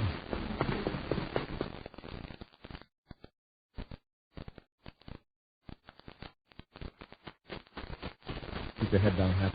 The farther we get from that camp without their seeing us, the better. They're all too busy fighting that fire. Come back here. Bourbain, he sees us. And he's got a gang with him. Hurry, Hap. Wow, they're closer than I thought. If we make it to the top of the ridge, we'll be in the clear. Get them all. Don't let them get away. Hap, there are 4 men closing in on our right. They're gaining on us, sir. We're almost at the top of the ridge. Then it'll be downhill to the ship. It's lucky for us they don't have any weapons. Chardu probably gave them orders to take us alive. From what we know of him, that isn't going to be any picnic. If we can keep this lead, we'll be safe. Wow, they have got weapons. There's the top of the ridge. Now, final spurt to the ship. Smoking rockets, Commander, look. Our ship is gone. Right on. Must have broken out of the compartment and blasted off. Now what are we going to do? Keep running. It's downhill for us, and they're still climbing. Even if we get away from that mob, then what? We'll worry about that later. Pat. Yes, sir? What's down there? The ship vanished. The shadow is still there. The shadow left behind. That's why she must have blasted off in a hurry. It didn't blast off. The ship is still there. I just can't see it. Okay. Somebody using a cell phone. Hey, run for the shadow. There they are! After them! They're at the top of the ridge. Stop before they reach the ship! Hear that, sir? They see the ship. Hurry, Happy. When you're there, Happy. I still can't believe it. The ship is there. It has to be, or there wouldn't be a shadow. Come on, men! How can we find the airlock of an invisible ship? Reach out. Touch the hull. Hey, I can see it. It's real. Up the ladder, into the ship, quickly. Close the hatch. I'll blast off. Okay, Hap. Stand by for blast off. Standing by, sir. Close port. Close port. Fire jet. Fire jet. Up, ship and away.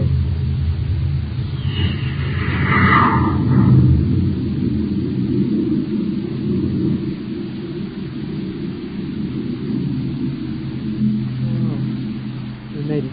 We're still in Chardu's domain. We can expect more trouble. Now that I'm back in the pair of tires, I'm not worried.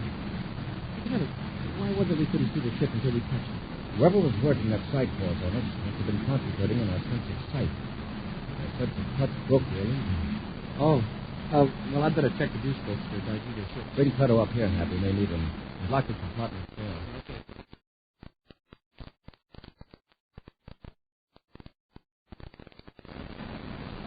There he is, sir.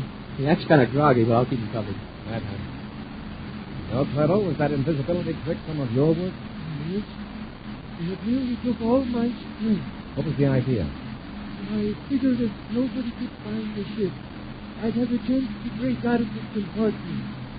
I was concentrating on every detail of the Tether-5 and projecting the idea that it didn't exist. If you don't think that stuff works, try it sometime. You did a good job of it, Pluto. Except for one thing. What was that? You forgot the shadow. Chardu of Dardeda calling Commander Corey aboard the Terra 5. Chardu? Keep an eye on Pluto, Hap. See what Chardu's up to. Chardu of Dardeda calling Commander Corey. I have an apology to make and some good news for you. What's that? Commander Corey to Chardu. Go ahead. Greetings, Commander. By the strength of your signal, you must be very close to our planet Dardeda. You mentioned some news, Chardu. Yes, but first, my sincere apologies for afflicting you that happened. My stupid agents acted without my knowledge, and they are being punished. You will find your ship in the space port of Temple City. Happy will be returned to you safe and sound. Fine. If you've got Happy there, may I speak to him? Well, Commander, I gave him a hearty dinner and asked to sleep in my own private quarters. Oh, I see. And you'll have him at the spaceport. Oh, of course. I'll wake him up very shortly. What was that? It's me, Chardu. Get it happy. I guess I talk in my sleep. You picked me. We'd like to say goodbye, Chardu, but if you still want trouble, we'll be seeing you. A preview of next week's exciting Space Patrol adventure in just a moment. Here's an important announcement for all college men. If you qualify as an aviation cadet, you can become a commissioned officer in the United States Air Force with earnings of more than $5,000 a year. As an aviation cadet, you'll get the most thorough training in the world in the new field of jet aviation. You'll be flying jets yourself within 18 months, flying easily and safely. You'll be a skilled jet pilot with a new world of aviation before you. If you're between the ages of 19 and 26 and a half, single and have 2 years of college, you can qualify for this training and for a wonderful jet future. Visit your nearest United States Air Force base or recruiting station and talk it over. Now a preview of next week's exciting Space Patrol adventure. Buzz and Happy are on the planet Saturn, searching for agents from Dargeeda. Investigating an apparently deserted scrap metal yard, Happy glances up at a crane control tower. The tower looks empty, Commander. And the men we're after must be in the buildings at the other end of the yard. Come on. Uh-oh. What's that? The crane. Someone started the electromagnetic train. Commander, look. It's swinging right over our heads. The magnet with scrap metal hanging from it. Somebody is in that tower, Hap. If they cut the current, that metal will fall and crush it. Be with us next week for the thrilling Space Patrol story, The Conquest of Dargeeda. Space Patrol, created by Mike Moser, starring Ed Kemmer as Commander Corey and Lynn Osborne as Cadet Happy, was written by Lou Houston, produced and directed by Larry Robertson, executive producer Helen Moser. Other players were Ken Mayer, Bela Kovac, and Norman Jollett. Dick Wesson speaking. This program is broadcast to our armed forces overseas through the worldwide facilities of the Armed Forces Radio Service. Space Patrol came to you transcribed from Hollywood. This is ABC Radio Network.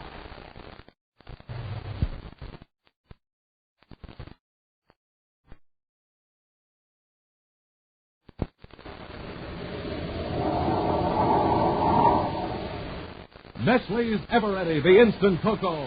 Nestle's Quick for great chocolate milk. And Nestle's chocolate bars now present Space Patrol. High adventure in the wild, vast reaches of space. Missions of daring in the name of interplanetary justice. Travel into the future with Buzz Corey, Commander-in-Chief of the Space Patrol. In today's transcribed Space Patrol adventure, Buzz and Happy are on the planet Saturn, searching for agents from Dardeda. Investigating an apparently deserted scrap metal yard, Happy glances up at a crane control tower. Well, the tower looks empty, Commander. And the men we're after must be in the buildings that driven into the yard. Come on. Uh-oh.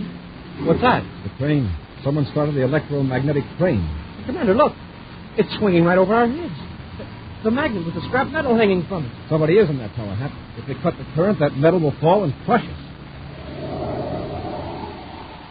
We'll return in just a moment with a thrilling story, The Conquest of Dargeeda. Space Patrollers, this is Commander Corey. Let me ask you something. When Mom and Dad had their breakfast coffee this morning, did you have a good hot drink? You know, you need a real morning warm-up for all-day power. That's why you should always start the day the Space Patrol way with a big cup of Nestle's Instant Cocoa.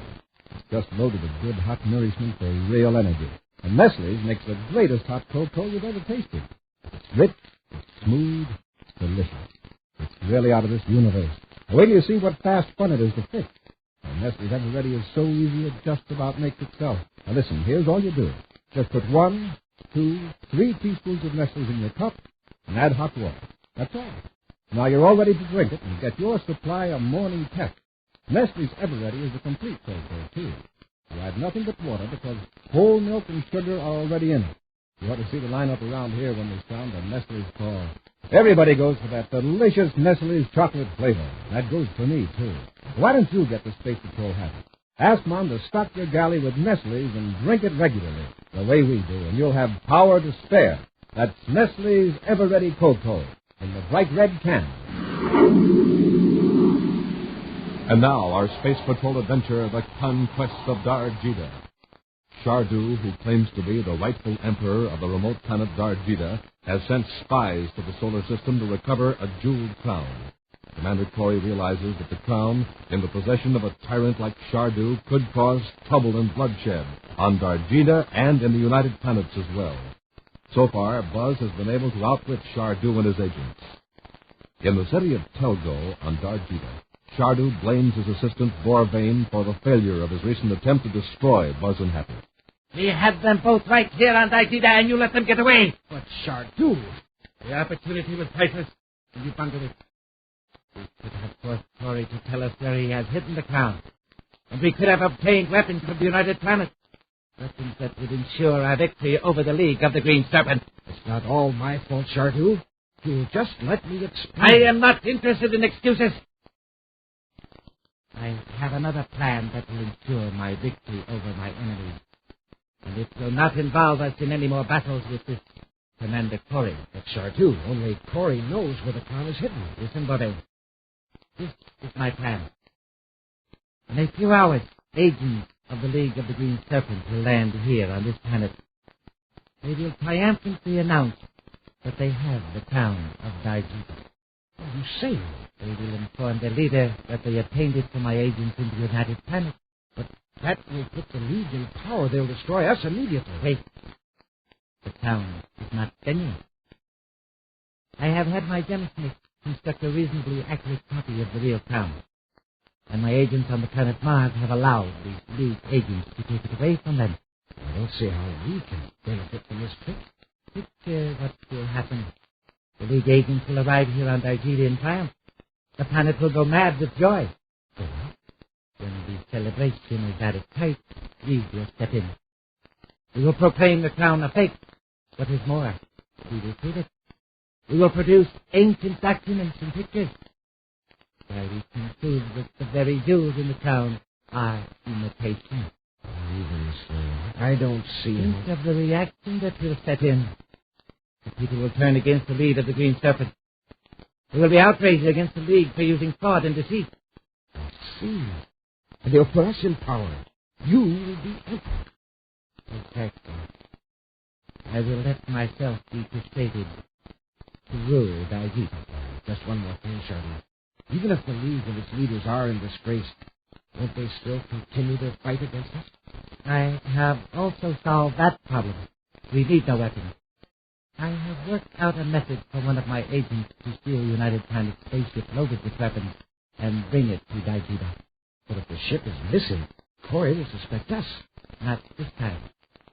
The ship will disappear as though it met with an accident. Corey will never know the truth.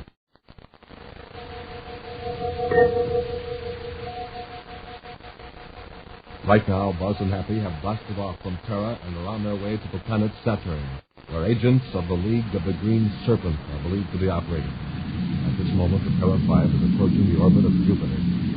Well, Commander, in about 3 hours, we'll have put 2 or 3 more Dargeeda agents out of business. If each one we capture can lead us to several others. Someday we'll get a couple of key men from each faction. We'll have the whole outfit, Chardu's and the League. It's sure strange, Commander. The cause of all this is the jeweled crown.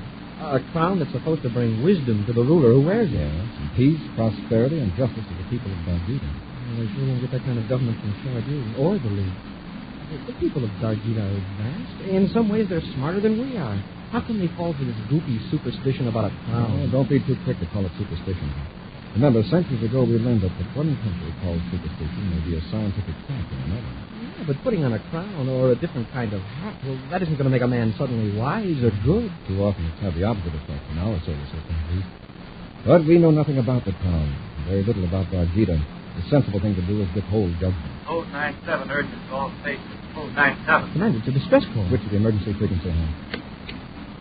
Menacori aboard Terra 5 responding to code 97. Come in. Pilot access door to Commander Corey. I'm in a spacesuit and free fall in Sector 7 of the Jupiter orbit. Get a fix in the signal house. Yes, sir. Go ahead, Vaughn. What happened? I was aboard the Star Drive cargo ship J-18 with my co-pilot, Taft Decker. We're about to go into Star Drive for Pluto. Something went wrong with our air supply. Yes, go on. Decker's got me into a spacesuit. I'm hazy about the rest. I remember an explosion. That was in free fall out in space in the suit. What about Jeckers? I don't know. I haven't been able to contact him. He wants his life taking care of me. I'll notify Jupiter Space Patrol units to search Sector 7 for Jeckers. We'll pick you up, Thorne. Thanks, Commander. I'm being pulled toward Jupiter. I can't tell what my velocity is, but it's probably increasing at a terrific rate. I've got a fix on him, sir. He's about 50 degrees away on a 48-degree heading. Keep your suit transmitter operating, Thorne. We've located you. We'll have you safely aboard in a few minutes. And on the planet Dargeeda, Chardu is in a jubilant mood. He's even forgotten his recent outburst of anger at his assistant, Bourvain. My plan is working already, Bourvain. We now have weapons at our disposal. Powerful weapons from the United Planet. So soon? Are they here on Telda? We couldn't land the United Planet ship here in the city without exciting suspicion. But the weapons will be brought here to my headquarters in surface trucks. And the United Planets won't miss the ship? No. After Jeckers sabotaged the air supply, he put the pilot in a spacesuit and pushed him out into space. Then he tossed out a space torpedo. The pilot obviously will report that the ship exploded. And the ship and Jeckers will be listed as destroyed in space. Wonderful. Listen. The people of the city celebrating. Then the League agents must have arrived at the fake town. Yes. And the crowds are carrying them to the streets in triumph. I don't like it, Sheldon. Once the League leaders are accepted, it might not be so easy to get them out. Nonsense. Let the crowd cheer. When we expose the crown as a fake, those cheers will turn to angry roars. They'll want revenge against the League. I hope you're right. Of course I'm right. The people will demand that I rule Dargeeda. If the League tries to stop me, I will declare them traitors and destroy them with our new weapons.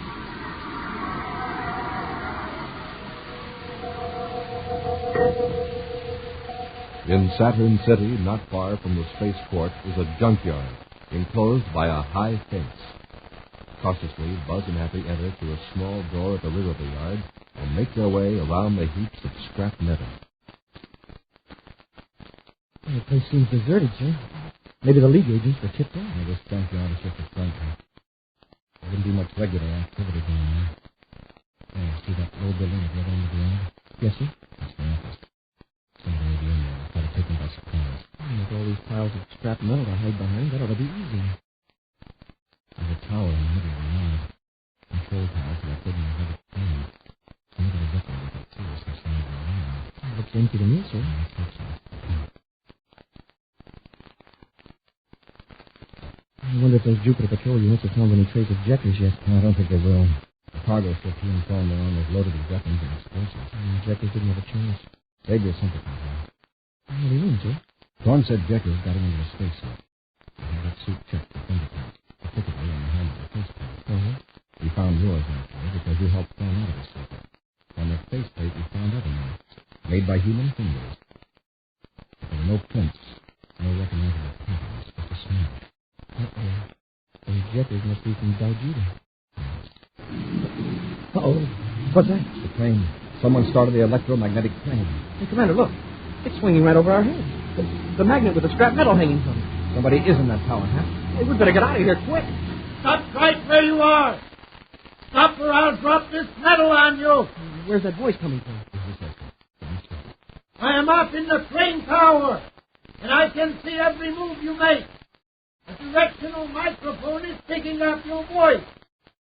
Where is the crown of Dargeeda? We don't know. That's the truth. Listen, Commander. 10 tons of scrap metal are suspended right over your head. If I cut off the current in the magnet, the metal will fall and crush you. Now, once more, where is the crown of Dargeeda? We'll return to Space Patrol in just a moment. I got a secret. I got a secret. Well, hi, Issa. Gee, I like secrets. You want to tell me yours? I'll give you a hint. It's about Nestle's Ever-Ready Cocoa. About Nestle's Cocoa, huh? Well, let me see. Could it be a secret about why it's so delicious? You know, Nestle's Cocoa has an exclusive, rich, true chocolate flavor. Just Captain Tuesday. Everybody knows that. Oh, sure. Well, let me see now. Is it about the magic speed of Nestle? You just put 1, 2, 3 spoonfuls in your cup and add hot water. You see, Nestle's is the only instant cocoa that's complete with whole milk and sugar. Gee, that's no secret. Around our house, I make Nestle's Cocoa by myself every morning. It's a whiz to fix. Guess again. Well, if it isn't about Nestle's delicious flavor or its incredible speed, then it must have something to do with its goodness, because Nestle's Cocoa is complete with rich, whole milk and sugar, so it has plenty of power built right in. It's just the thing every boy and girl needs to start the day. Is that your secret? Gosh, Captain Two-Fells, you'll never guess it. I suppose I'll have to tell you after all. Well, Issa, don't you keep that a secret. If you're giving a party with Nestle's Ever-Ready Cocoa, let's invite the whole Space Patrol gang, because everybody loves Nestle. And it's no secret that you can get Nestle's Cocoa in the big red can at your grocery. Come on, let's go. We're having Nestle. We're having Nestle. And now, back to our Space Patrol adventure, the Conquest of Dargeeda. Commander Corey has learned that agents from the League of the Green Serpent are using a scrap metal yard in Saturn City as a base of operations. Buzz and Happy plan to approach the office shack at the end of the yard by walking between stacks of pressed scrap metal. Suddenly, machinery grinds into action, and a huge crane swings a giant electromagnet over their heads. Clinging to the magnet is a mass of scrap iron. An amplified voice from the crane control tower roars an insistent demand. Where is the crown of Dargeeda? I told you, we don't know. Commander, the space-phone message is coming through. If you aren't ready to talk by the time I finish with the call, I will bury you under the metal. Can you speak with the one port while he's busy with the space-phone?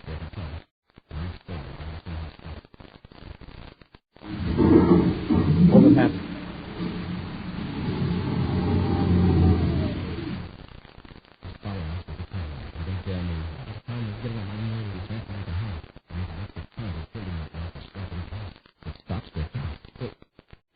We tell him that the name of the person who hid the crown is in the secret files of Terra headquarters. Do you think he'd let us go? No, I think he'd smash us and then give the information to other agents. Commander, I've got good news for you and for me. The crown of Dargeeda has been recovered. Huh? Why, that's impossible. Where is the crown? Where it belongs, on Dargeeda. That message was from our leader's headquarters. The League of the Green Serpents now rules Dargeeda. You are free to go. Hear that, sir? Come on, let's get out of here. One moment. We're waiting. I was ordered to spare your lives on one condition. What is it? That you give me and the other agents a chance to leave your solar system without interference. How can I be sure they're all gone? We came here only to get the crown. The new emperor, Tolmir, wants no trouble with your powerful United Planet. What is your answer? Tell your emperor his agents have 24 hours to clear out. Thank you. That is ample time. For myself, I ask you to stay where you are for 15 minutes to permit me to get away from the yard. Do you agree? Yes. As a gesture of good faith, I'll move the magnet that has been hanging over your head.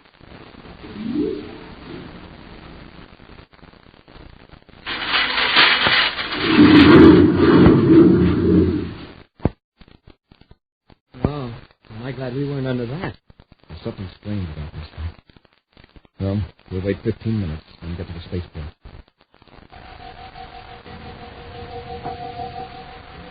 Half an hour later, Buzz and Happy board the Terra 5 at the Saturn City spaceport. I don't get it, Commander. There's only one way that Dargeeda agents could have found that crown, and that's to find the man who hid it. And we don't even know who he is. We're going to find out about that crown. After we blast off, I'll contact the secret documents section and have them check that coded envelope. And see if the crown is still hidden? Right. Ready for blast-off, Hat. Close port. Fire jets. Up, chipping away.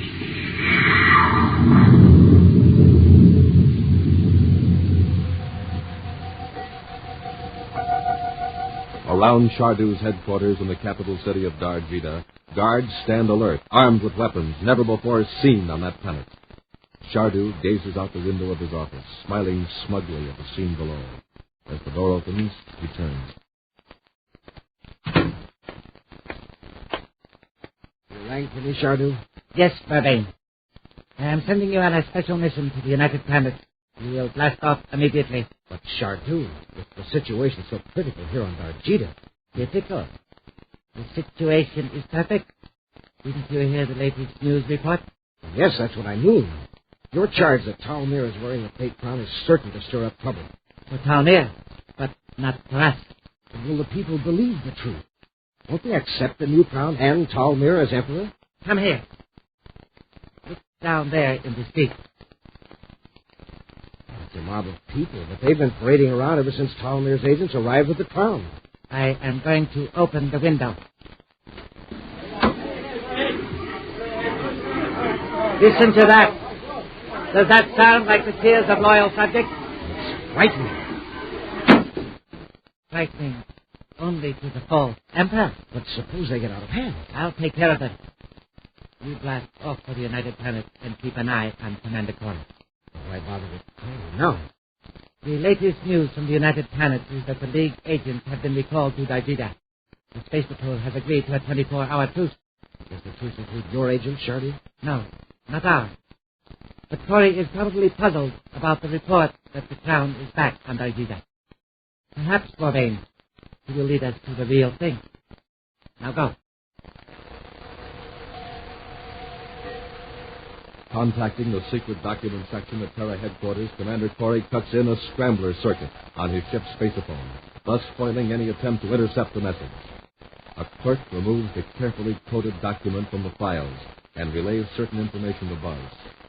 Right now, several hours later, Buzz and Happy are in the home of Roger Kirkland in Venus City, searching the wall of the spacious library for a secret panel. Kirkland said it was midway between two large pictures. Oh, it was sure nice of him to let us come and snoop around when he's home all by himself. Busy at his office. Besides, I have a feeling he'd rather not know any more about the plan than he does. Now, should be right about time. That's it, sir. Oh, you'd never know there was a panel there. Keep your fingers crossed. Worry about little trouble. Open up. There it is. So this is what Dardeda is. Crown of Dargeeda. That sure is beautiful. Commander, what about that report from Dargeeda, then? If they've got a crown there, it must be a fake. Yes, sir. Then what are they going to do with this one? Keep it? No. Going to send it back to Dargeeda where it belongs. Send it back? How? Talmir, the head of the League of the Green Serpent, is now emperor. We have one of his agents, Pleto, in custody on Terra. To release him and send him back to the crown. Stand where you are and get your hands up. Excellent. Bourbain, one of Chardu's agents. Just stand there with your hands raised, both of you. In a few seconds, I'll have you under control with my sight force. Then I can put this gun away. You can put it away now. Take the crown. We're going to return it anyway. But not to the right person. Talmir is emperor, isn't he? Huh. Only for a few hours. And only by the clever intrigue of Chardu. By now, Talmir has probably been assassinated by his outraged subjects. Come. You are returning with me to Dargeeda and Chardu. You've got the crown. What does Chardu want with us? Revenge. Come, gentlemen, we mustn't keep the Emperor waiting. Under the influence of the psych force, the powerful brain energy produced by Bourbain's mind, Buzz and Happy accompany the Dargeeda agents of the Terra 5. Spaceborne from Venus, the ship goes into star drive for Dargeeda. Right now, with Bourbain still guarding them, Buzz and Happy stand before Chardu in his headquarters on Dargeeda. I am well pleased, Bourbain. Thank you, Chardu. Here is your pen. Place it on the table so I can admire it. Yes, Your Excellency. Now, about our prisoners. You have caused me considerable trouble, Commander Corey. You'll have more trouble if you don't let us return the crown. My agents have already faked one possible disaster in your solar system. Your disappearance will be explained by another. By fake disaster, do you mean injectors and a cargo of weapons and explosives? Yes, Cadet. Those weapons are now being carried by my guards, and they may be used on Talmir and his followers. And what do you intend to do with us? My first official act as Emperor of Dargeeda will be to execute you. Execute us? Why? Because you are thieves and spies. Were you not caught with the crown of Dargeeda in your possession? Well, yeah, but we were going to return it. But to the impostor Talmir. How do we know which of you is the rightful emperor? Obviously, I am. For I have the real crown of Dargeeda. That is the age-old traditional test. Well, isn't it also supposed to be a tradition that the crown brings wisdom and justice? A fat lot of wisdom and justice we'll get from you. My people will learn that what benefits me will benefit Dargeeda. I assure you, when I wear the crown, there will be no complaints from the people. You're going to rule by fear, is that it? It is the only way. The people have been taught that the crown confers wisdom and justice on its wearer. As long as they believe that silly superstition, they will automatically think that I am wise and just. Bourbain. Yes, Chardu? Take the prisoners away and lock them up. I will prepare for their execution. An hour later, Buzz and Happy are led from a cell into a large room.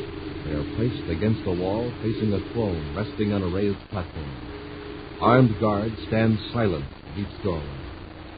Moments pass in utter silence as the space patroller stands staring at the empty throne. Not that I'm in any rush, but I told him up to perform. Starbury's waiting to make a dramatic entrance, I suppose. Now's the time to make a break for him. There's a guard at every door. They drop us before we move past them. Here he comes, walking toward the throne. Or then carrying the crown. Look at that crown. Somehow it looks more beautiful than it did on Venus. It seems to be glowing. Dargeeda doesn't have the same type of symbols either. The jewels are reflect no radiations there. Looks like Dargeeda is getting ready to speak. His Highness Chardu, Emperor of Dargeeda. We are here to execute these two criminals from another world. First, my Prime Minister, Bourdain, will place the crown of Dargeeda upon my head. Hail, Chardu, Emperor of Dargeeda. It is fitting that my first official act under the crown of Dargeeda is to order the execution of the two thieves who tried to keep the crown from its flight to its wearer. Let this be a lesson to all who defy Chardu. Guards, ready your weapons. Your Highness, something wrong? What is going to kill over? Your Highness is tired. Shall I give the command to fire? No. All right now. Guards, lower your weapons. Commander Corey, Cadet Happy, will you step forward, please? Oh, let's come over here. Your Highness, the execution. There will be no execution. I am setting these men free. Commander, did you hear that? Chardu, I mean, Your Highness, your first act as Emperor. Silence, Bourdain. My first act will be one of justice and of gratitude.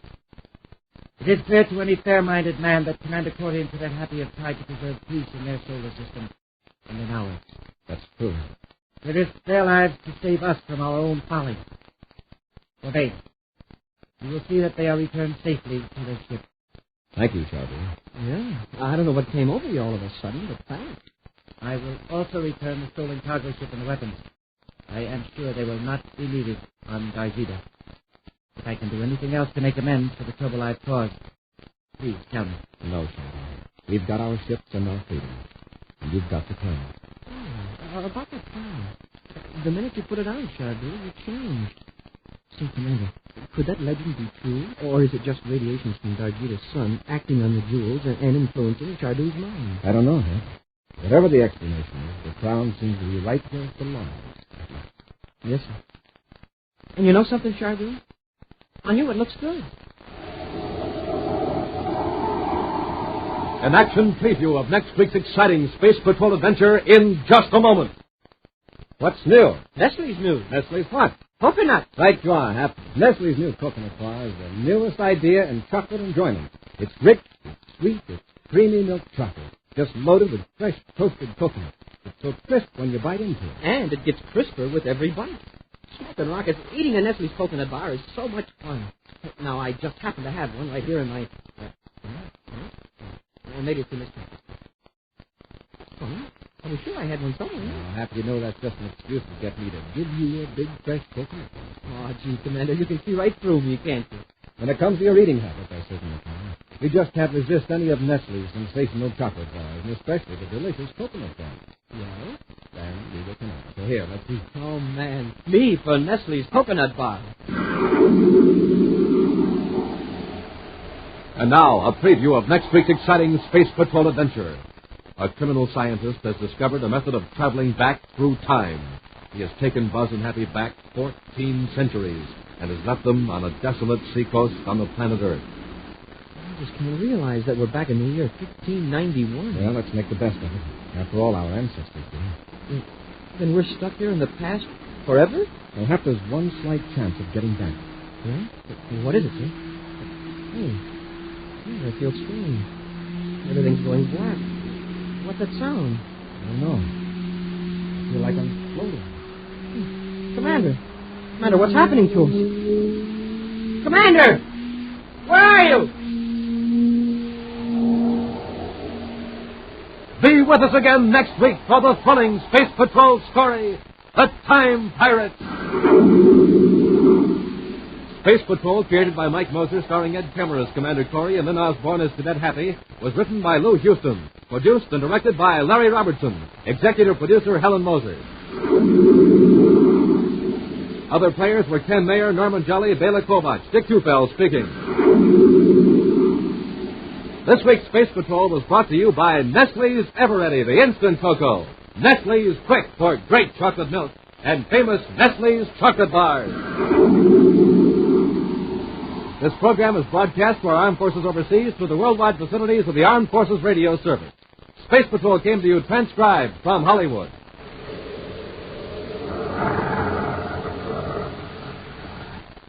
This is ABC Radio Network.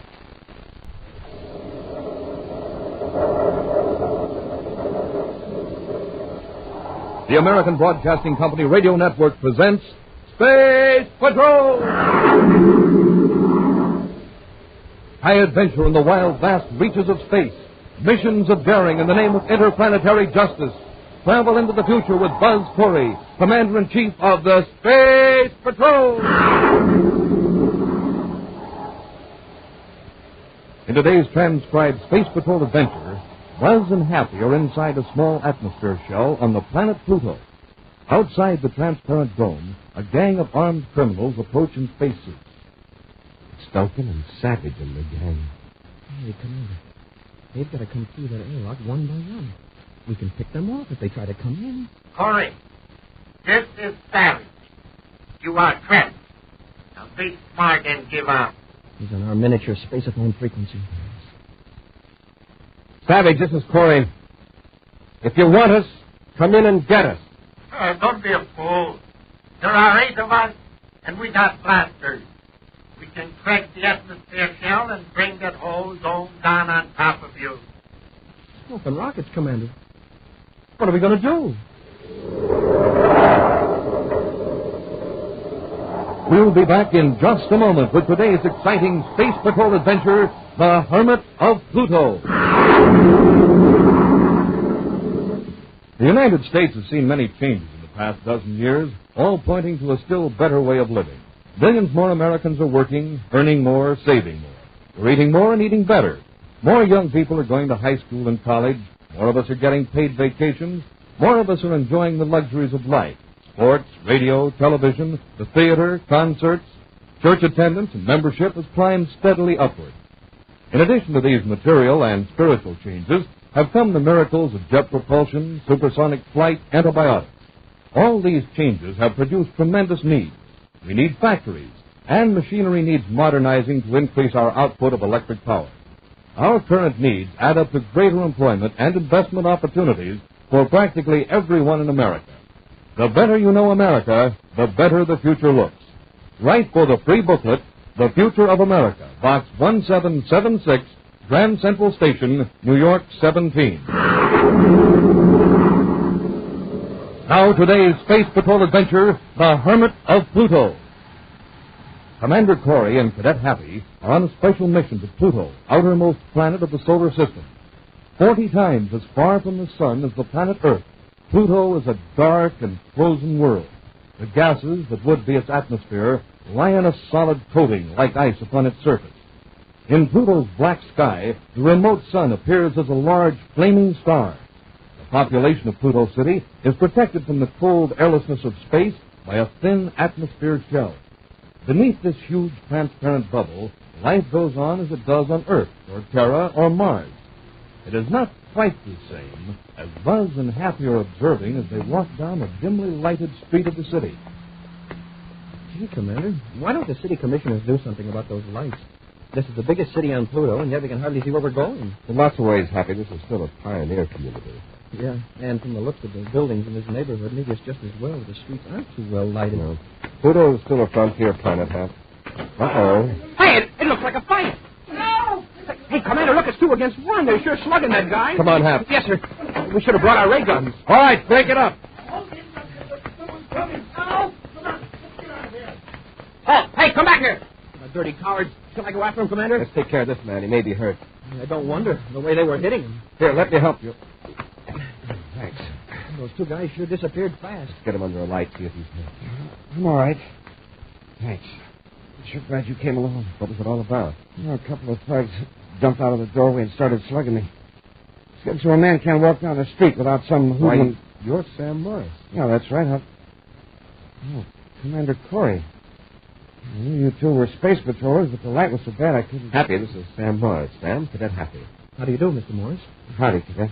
Sam, better let us take you to a doctor at headquarters. Oh, no, thanks. I'm all right. You got quite a slugging from those characters. I'm fine. Well, it's sure nice to see you again, Commander, but if you'll excuse me... Are you still prospecting, Sam? Oh, now and then. Right now, I'm more or less of a watchman, you might say. Here in Pluto City? No, several hundred miles north of here. Guess you might call me a licensed squatter. You're a watchman? Well, what's there to watch that far north on this planet? Well, just some government equipment. It's in an atmosphere shell. Used to be a base for some government explorers, mining engineers, and the like. I sort of take care of the equipment until the government decides what they want to do with it. Well, thanks for the rescue, Commander. Oh, wait a minute, Sam.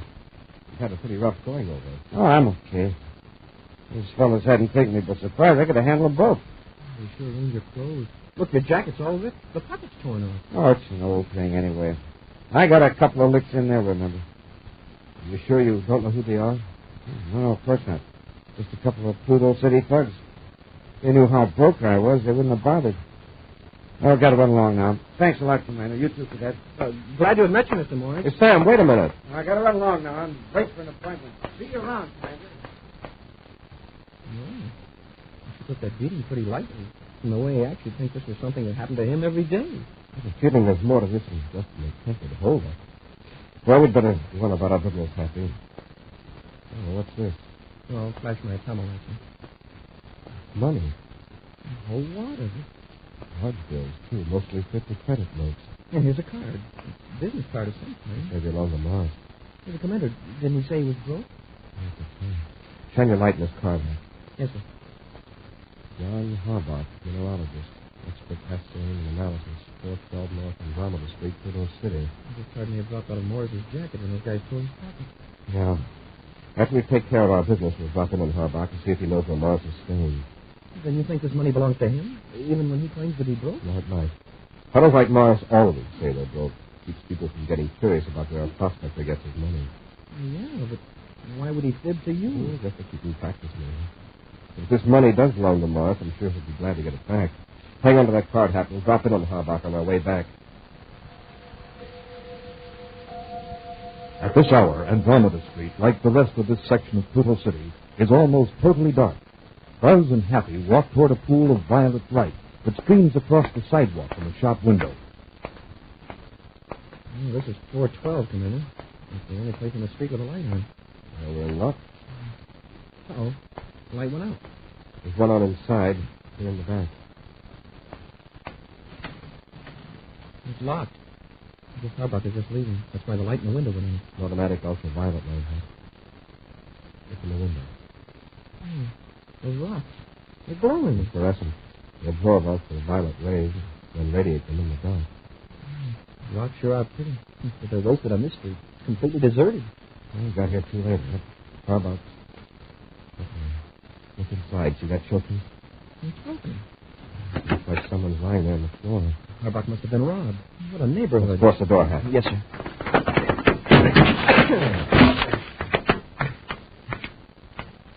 I'll turn on the light, Commander. All right. He's getting cut. Let's get him away from that shattered showcase. Yes, sir. Don't hit me. That's all right. We're space patrollers. Oh. Thought they were still here. Who attacked you? Two men. Never saw them before. They came in just as I was closing shop. Are you John Harbach? Yes. Guy really something. Sure tore the place apart. Is the safe locked? It's supposed to be. I'll check.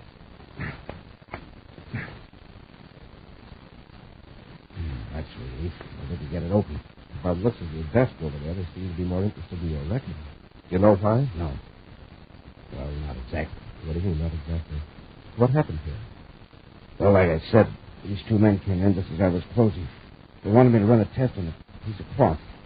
Piece of cloth? Yeah, I thought it was strange myself, me dealing with minerals. But it turned out there were traces of minerals in the fabric. That's what they were interested in. Well, this cloth, did they say where they got it? No, but it looked like it was torn off a man's coat or jacket. A pocket, maybe? Yeah, that's it. They had me put it in an ultrasonic chamber to loosen the dust. Then I ran an analysis of the particles that came out of the cloth. And after that, they got rough. Why? They wanted some information about one of my customers, and I wouldn't give it to them.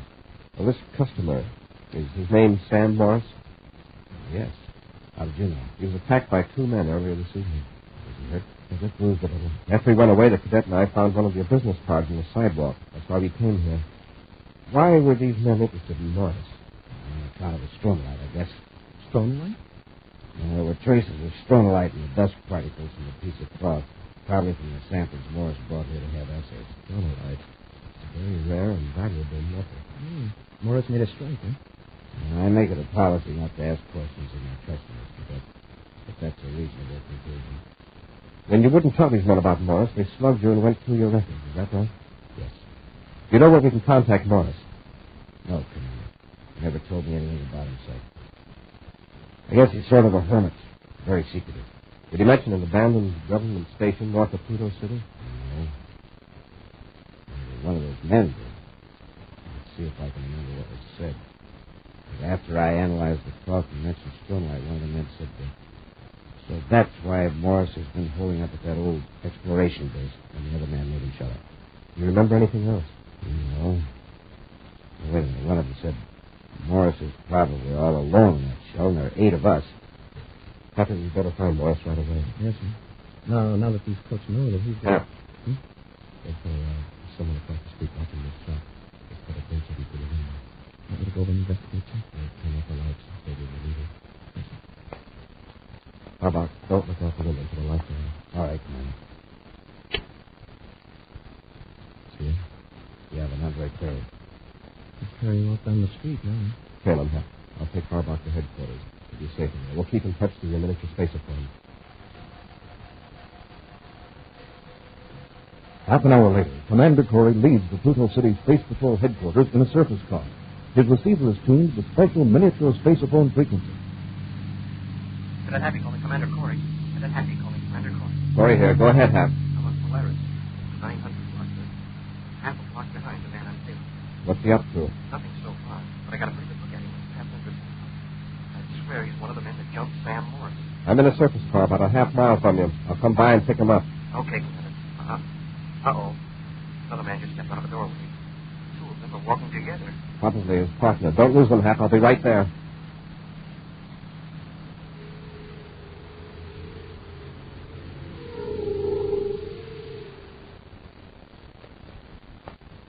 I didn't have a chance to finish Harbach. The space patrollers were in a shop. Well, if you hadn't got panicky, we could have done the job when we were there before.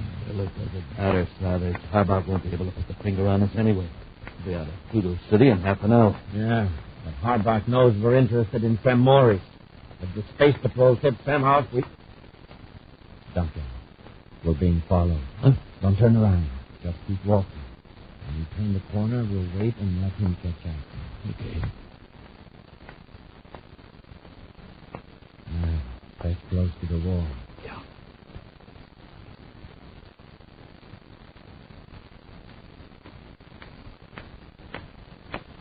You're looking for somebody? Space patrol cadet. He's going for his leg and grab him. Damn it! Help me! Get your hands off of me! Oh, yeah! Good doing, Savage. Come on, let's get away from him. Wait a minute, Duncan. We're not going to make the same mistake as we did with Harbach. We're going to finish him.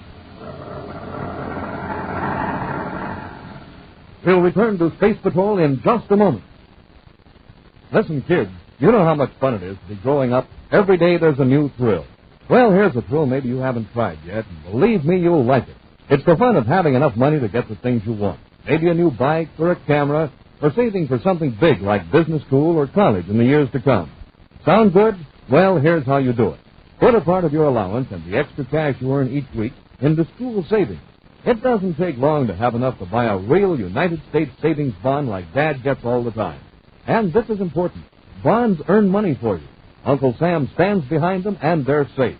So start to save now at your school. Mother and Dad will be proud of you for saving part of your allowance. You'll have the fun of seeing your own money grow. A thrifty person is usually a better citizen. And take it from me, he's a lot happier than the fellow who saves nothing and can't buy the things he needs. Remember, save regularly every week at school. Have the money for the things you want when you want it. Now back to today's Space Patrol adventure, the Hermit of Pluto. Buzz and Happy are on the planet Pluto, where they've learned that two men are using violent methods to obtain information on valuable deposits of the mineral stronolite, discovered by a prospector, Sam Morris. Using a miniature spaceophone, Happy has contacted Buzz in a surface car, and he's reported that he's trailing two suspects through the dark streets of Pluto City. Discovering that Happy is following them, the two men raid around the corner of a building and grab the cadet. You heard what I said, Duncan. Let's finish him. Look, Savage, a ray gun would put him out, and we can get away from the city. Yeah? And when he comes to, he could continue the chase. Do what I tell you. What have you guys got to be afraid of? You really must be up to something crooked. Shut up, cadet. And quit struggling or I'll break your arm. All I know about you is that your names are Savage and Duncan, and you're walking down Polaris Street. And then all of a sudden you jump me on the corner of Polaris and Sigma Streets. I told you to shut up. Go on, Duncan, get to work. You're going to be sorry. There's a Space Patrol surface car on the way here now. You're bluffing. Savage, one of those miniature space phones hanging on his belt. He's been mentioning the street name. That gadget's turned on. Then we got to work fast. Look at the car now. Trying to sneak up with the lights out. Help me hold it, cadet. We'll drag him down to the alley. Come on. Let's get moving, cadet. Hold it, you two! Commander! Let's go, Ray. Let's get out of here. Use your ray gun. Let them have it. Oh, you don't? Get your hands up! Get the cadet out. Take care of Corey. We got both of them, Duncan. I'll take one. The whole neighborhood will be full of space patrollers in a few minutes. Yeah. And that's why we can't go running through the streets. Get into the car. But Savage. Don't argue. Get into the car, quick. Okay. We'll ditch the car a block from the spaceport. Come on, get in.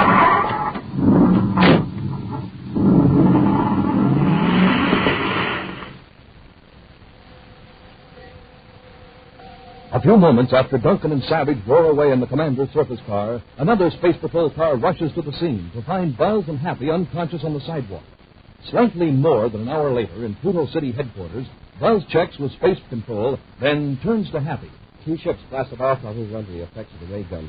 One of them was Sam Morris. And Savage and Duncan were in the other. Very likely. The second ship was registered to H.D. Margolis. So far, our agents haven't been able to locate anyone by that name here in Pluto City. Well, it could be an alias of either Duncan or Savage, I think. Yes. The surface car I was using, one of our men found it abandoned and blocked from the spaceport. Well, if they try to land at any other spaceport, we'll have it. The trouble is they know it. I figured they're desperate enough to go right after Sam Morris. You got to tip Morris off. I tried to reach him by spaceophone. I have an idea Morris is back at that abandoned station working his time. Oh, with Savage and Duncan after him, he's in a dangerous spot. To save his life, we've got to find Morris and persuade him to stay in a safe place until we capture those two cutthroats. Now, come on, let's get to the spaceport. On a northward course, the Terra 5 arcs over the frozen surface of Pluto toward the tiny atmosphere shell 900 miles from Pluto City. Through the infrared viewscope, Buzz and Happy scan the terrain beneath them. According to the charts, the shell is just a few miles ahead. Yes, but I want to be sure there's no activity on the ground there. If Duncan and Savage plan to surprise Morris, we'll have to use an overland approach. Maybe Morris isn't at the shell. He hasn't answered any of our spacephone calls. Maybe out prospecting. He could be purposely ignoring us. Doesn't he realize we're trying to help him? He's very stubborn and suspicious. Now that he's found some stronolite, he's probably twice as cautious. Say, Commander, does living all alone in out-of-the-way places make people a little peculiar? Or are they peculiar to begin with? Men like Morris are a lot more self-reliant than most people, Happy. When Morris acts in a way you think is strange, just remember that his behavior has helped him survive in a very rugged environment. Well, that's interesting. What's the viewscope screen? Spaceship? No. There's a place down there where a spaceship might have landed. See that dark scar on the surface of the planet between those two peaks? Yes, sir. It's the only place in this whole region where the ground isn't completely covered with floating atmosphere. A ship scraped it clean when it landed, huh? Yeah, I think the heat from the rocket exhaust did it on the blast off. After we contact Morris, we'll come back and search this whole region. Vandercory aboard Terra 5, calling Sam Morris at Pluto Exploration Base 5. Vandercory to Sam Morris, urgent. Please acknowledge.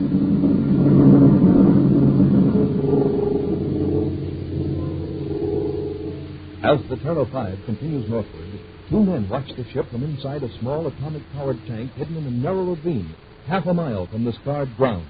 You think they spotted us, Savage? I don't think so. This tank is camouflaged to blend with the frozen air. We're lucky. Harkness blasted off in our ship just in time. Boy, he must be heading for the atmosphere ship. Yeah. Contact the other tank and we'll move on. You aren't going to move in on Morris now, are you? Why not? Corey's still there when we arrive. We can finish him, too. That's likely to be quite a job. No, it won't be. Corey's ship will be outside the shell. And with 2 tanks and 8 men on our side, anyone inside the shell will be at our mercy. Space upon the other tank. Let's move forward.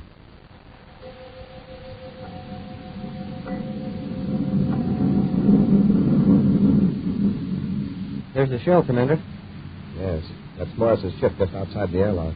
There's no other ship in sight. Morris must be there alone. I'll try once more before the land. Commander Corey aboard Terra 5, calling Sam Morris at Pluto Exploration Base 5. Sam, if you read me, acknowledge. This is urgent. Morris to Corey, what do you want? Where are you? Inside the shell? Yeah, I'm pretty busy. You're in serious danger. I've got to talk to you in person. Somebody may be picking up this spacephone conversation. Well, all right. You'll have to land outside the shell. This bubble doesn't have a space lock. Yes, I know. We'll set down near your ship. Hurry out.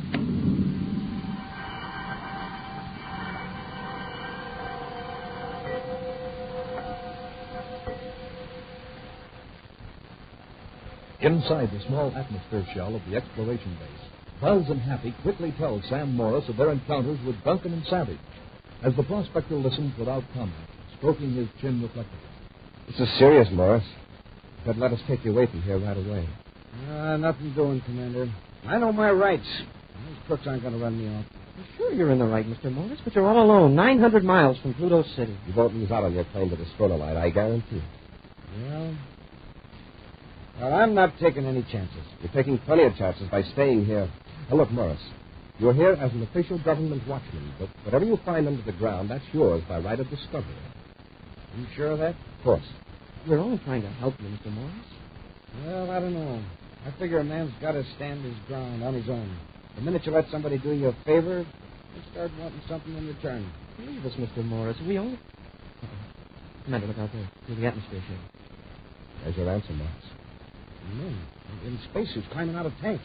Savage and Duncan in the ground. Have you got any weapons here? Ray gun. They've got to come through that airlock one by one. We can pick them off if they try to come in. Corey, this is Savage. Listen to me. You're trapped. Turn Morris over to us and save your skin. Hear that, sir? He's on our miniature spacephone frequency. Yes, I heard. Savage, if you want us, come in and get us. That's telling you, Commander. Don't be a fool, Corey. There are 8 of us and just 3 of you. And we've got blasters. You're right by the airlock. Come on in. You think I'm crazy? All we got to do is fire our blasters at this atmosphere shell. It will crack, and the whole dome will fall in on you. We wouldn't stand a chance, even in our spacesuit. Listen, Morris isn't wearing his spacesuit. I'll give you 2 minutes to make up your mind, Corey. Morris, we don't have any actual weapons, so we'll have to improvise. But out of what? We've only got 2 minutes. That big cone over there, isn't that a heat projector? Yes, but it's not a very strong one. It wouldn't penetrate their spacesuits at this distance. Won't have to. Now, come on, let's turn it on and focus it towards Savage and his men. I tell you, it's not going to do any good.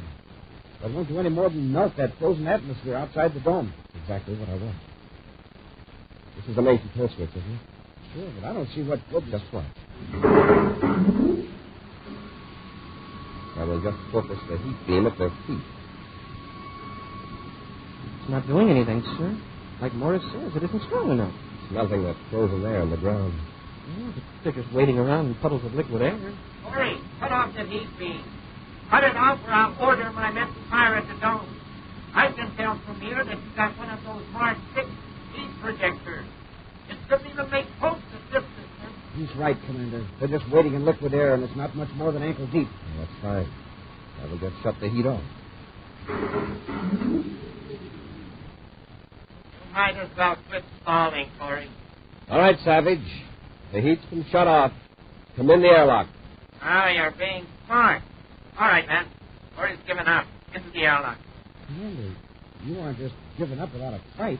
I don't think a fight would be necessary. All right, man, you heard me. Get going. That's good. I can't. Oh, Duncan, come here and put me out of this. I can't. I can't. We all are. Hey, the air is frozen solid again around their legs. Corey, that was a clever trick, but it's not going to save you. Now get there again or I'll press that dome. If you finish us, what's going to happen to you? You'll stand there rooted in frozen air for the rest of your lives. He's right, Savage. Every one of us is stuck. If you blast that dome in on Corey, we'll never get out. Corey, maybe you can care about yourself. But there's the cadet and Maury. You aren't going to sacrifice them just to keep us trapped here. Commander, he's raising his blast gun. Savage, if you bring this dome down on us, what are those 7 pals of yours going to think of you? What do you mean? Their supply of those suits isn't going to last indefinitely. Neither will the heating units. Then your men are going to start thinking about how they got into this predicament. They'll realize they're doomed, and they'll hate you. You're all armed, Savage. The first man to start gasping for breath, or the first man to feel himself growing numb with cold, what's he going to be thinking about you? You'll be just a few feet away within easy range of his blast gun. This is doing, Savage. Put down that gun or I'll blast you myself right now. All right. You win. Order your men to drop their weapons. That's it. Cap, I'll cover you while you go out to the airlock and pick up those guns. They sure didn't need any urgency. I guess they all got cold feet.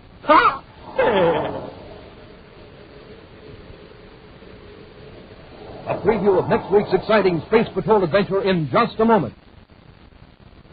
Did you know that thousands of bright, alert girls are choosing nursing as a career today? And did you know that despite this high enrollment, we need still more and more nurses? Well, these are facts. Facts that young women about to embark on careers should know and heed. Today, the advantages of enrolling as a student nurse are many. She receives a fine professional education working under the supervision of skilled doctors and nurses in well-equipped classrooms and laboratories. She serves humanity, enjoys a pleasant dormitory life, and upon completing her 3-year course is eligible to become a graduate nurse. After this, countless interesting fields are open to her. Best of all, she's well prepared for marriage. If you're a high school graduate or a college student in good health, consider nursing as a career and go to your nearest hospital to learn how you can become a nurse. Help meet this year's quota of student nurses. Now a preview of next week's exciting Space Patrol adventure. A criminal scientist has discovered a method of traveling back through time. He's taken Buzz and Happy back 14 centuries and has left them on a desolate seacoast on the planet Earth. Hey, Commander, I just can't realize that we're back in the year 1591. Let's make the best of it. After all, our ancestors did. You mean we're stuck here in the past forever? Perhaps. There's one slight chance of getting back. Well, what is it, Commander? Hey, Commander, I feel strange. Everything's going black. What's that sound? I don't know. I feel like I'm floating. Hey, Commander, what's happening to us anyway?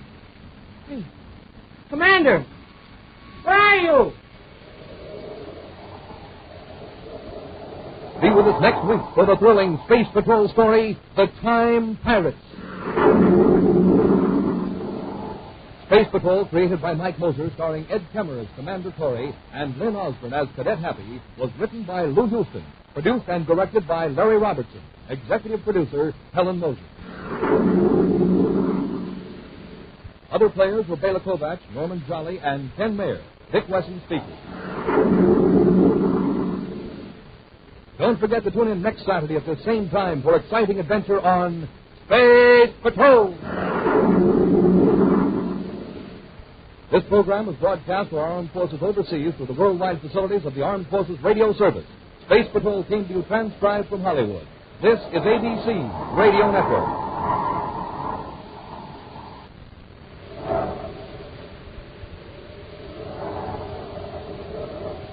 Nestle's Ever-Ready, the instant cocoa. Nestle's Quick for great chocolate milk. And Nestle's Chocolate Bars now present Space Patrol! High adventure in the wild, vast reaches of space. Missions of daring in the name of interplanetary justice. Travel into the future with Buzz Corey, Commander-in-Chief of the Space Patrol! In today's transcribed Space Patrol adventure, a criminal scientist has discovered a method of traveling back through time. He has taken Buzz and Happy back 14 centuries and has left them on a desolate seacoast on the planet Earth. I just can't realize that we're back in the year 1591. Let's make the best of it. After all, our ancestors did. And we're stuck here in the past forever? Perhaps there's one slight chance of getting back. Yeah? Well, what is it, sir? Commander, I feel strange. Everything's going black. What's that sound? You like him? Commander! Hey, what's happening to us? Commander! Where are you? We'll be back in just a moment with today's exciting Space Patrol story, The Time Pirates. What's new? Nestle's new. Nestle's what? Coconut. Nestle's new coconut bar. That's for me. You have to eat one to believe there could be such a wonderful flavor combination. Just imagine. Thick, rich, smooth milk chocolate, crammed to the edges with fresh toasted coconut. It's such fun to eat, too, because it gets crisper with every bite. Care to add anything to that, Hap? Hap, could that happen with you, please answer? Oh, golly, Commander, I'm sorry. You know what happens to me when you start talking about Nestle's new coconut bar? I just close my eyes and leave this planet. Yes, sir, I imagine I'm eating one right then and there. I can just taste that sensational, creamy, rich chocolate and all that super coconut. It's so crisp, so delicious, so... Oops, there I go. Well, that's the way it is, Commander. And there's only one cure for it. Oh, and what might that be? Oh, I just got to eat a Nestle's coconut bar, of course. Oh, well, that seems like a good idea. For you, for me, for all space patrollers, too. Gang, why don't you find out for yourselves? Treat yourself to a brand new coconut bar. You'll really go for it. Everybody goes for Nestle's, Commander. Wonderful milk chocolate, almond chocolate, and crunchy crunch bars. And naturally, the new coconut bar in the red and cream-colored wrapper. Smoking rockets, Nestle's certainly makes the very best chocolate. And now, today's Space Patrol adventure, The Time Pirates. Roaring toward the outer reaches of the solar system, a spaceship arcs over the Neptune orbit, its blazing rockets thrusting it onward at an ever-increasing pace. Far behind, drawing slowly nearer, is the Terra 5. Commander Corey and Cadet Happy, their minds and bodies aching under the strain of several G's acceleration, relentlessly follow the blurred circle of flame from the rockets of the fleeing ship. We're nearly up to star drive velocity. They cut over into hyperspace, we'll never get them. Scarno's taking an awful chance because into hyperspace in that ship. I'd better warn him. He's ignored all your other warnings, sir. He's had a fair chance to escape. Maybe you'll listen to reason now. Commander Corey aboard Terra 5, calling Ryland Scarno aboard Star Drive Cruiser JS-14. Corey to Scarno. Scarno, this is urgent. Acknowledge. Someone calling the great Dr. Scarno? Scarno, listen. Cut your rockets and surrender. Now, Commander, why should I do that? My ship is nearly up to star drive velocity. You're taking an awful chance, Scarno. That ship's in bad shape, mechanically and electronically. I knew that when I stole it from Jupiter City Spaceport. Your hyperspace transition effector is probably out of alignment. When you cut into star drive, there's no telling what'll happen to you. One thing is sure. You won't be able to follow. You may think the ship's worth stealing, but is it worth risking your life for? You forget that I'm an expert on hyperspace theory and star drive mechanisms. If you don't value your own life, think of that man with you. Glomer has already made his choice. Is that right, Hugo? Yeah, I'm speaking with Dr. Scarno. You heard Glomer. Goodbye, Commander. We're kicking into star drive. Scarno, wait. Scarno. That's no use, sir. Look, the ship vanished. Scarno's in hyperspace. Yes, he got away. But sooner or later, we'll have to return to the solar system. Provided it can be. We'll go back to Terra and alert all units from Mercury to Pluto to watch for it.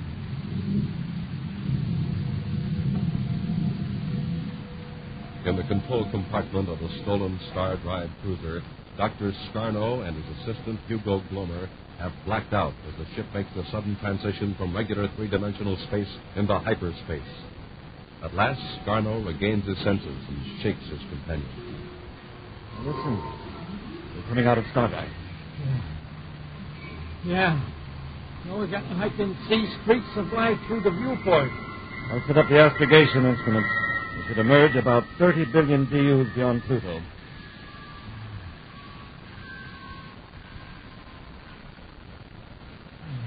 There's the sun blazing off our starboard side.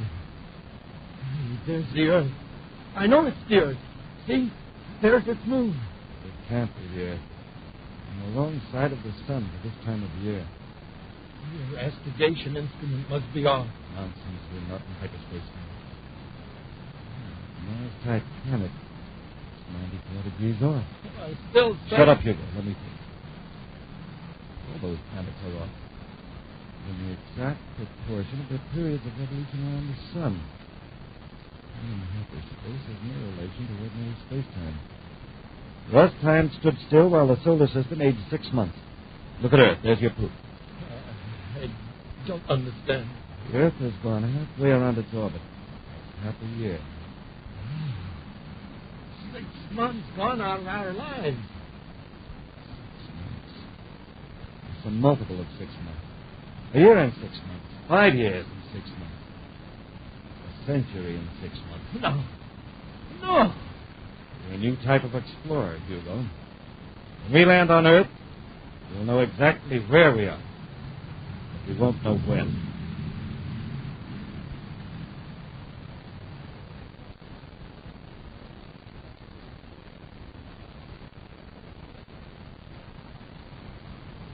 There's no doubt about it now, Hugo.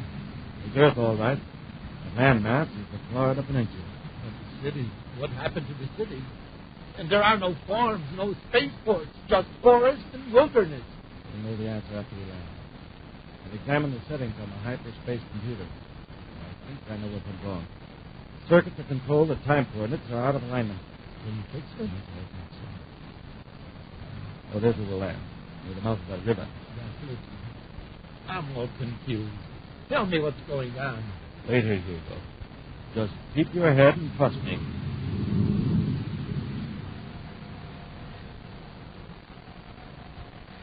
Buzz and Happy have returned to Space Patrol headquarters on Terra after their futile pursuit of Dr. Skarno.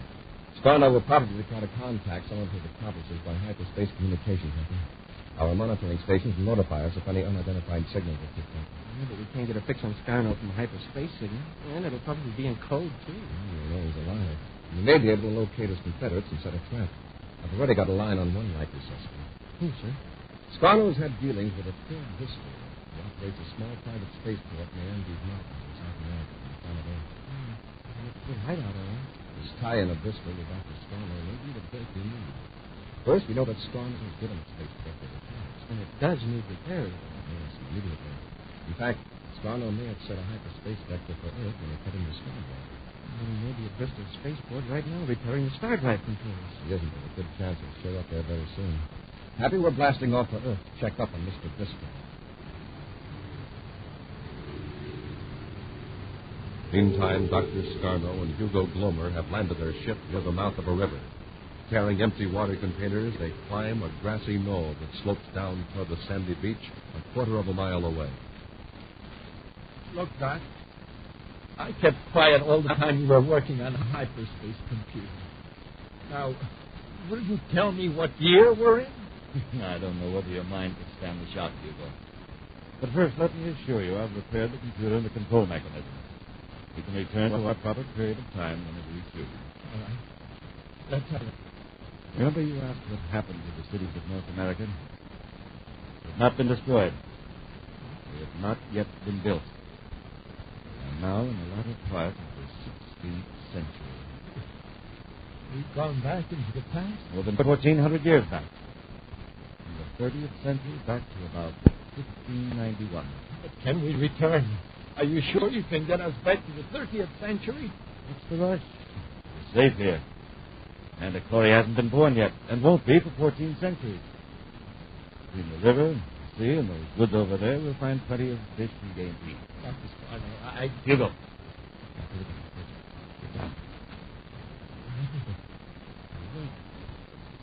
Men. They're running toward the beach. Coming down the river? And the sea. Must be a ship out there.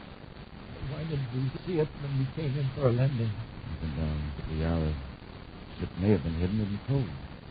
Those men. What did they look like? They're dragging the rowboat up on the sand. See that ship. It's going. The rest of it is hidden by the river. There's your head, little girl, and you can see. Sailing ship. Not true. Steamships won't be invented for more than 200 years. Spanish galleon, Hugo. Spanish galleon? Now, do you believe this is 1591? Could be a dream. It's real, all right. These men are climbing out of the rowboat now. They're carrying something heavy. A box of some kind. Some shutters. They have the binoculars. No. Hugo. The pirates. They're burying their loot. Treasure they've stolen from other ships. They're burying it here. Doc, you're talking awfully strange. Well, what would they do? We'll go back to the ship and see what they... We'll dig it up.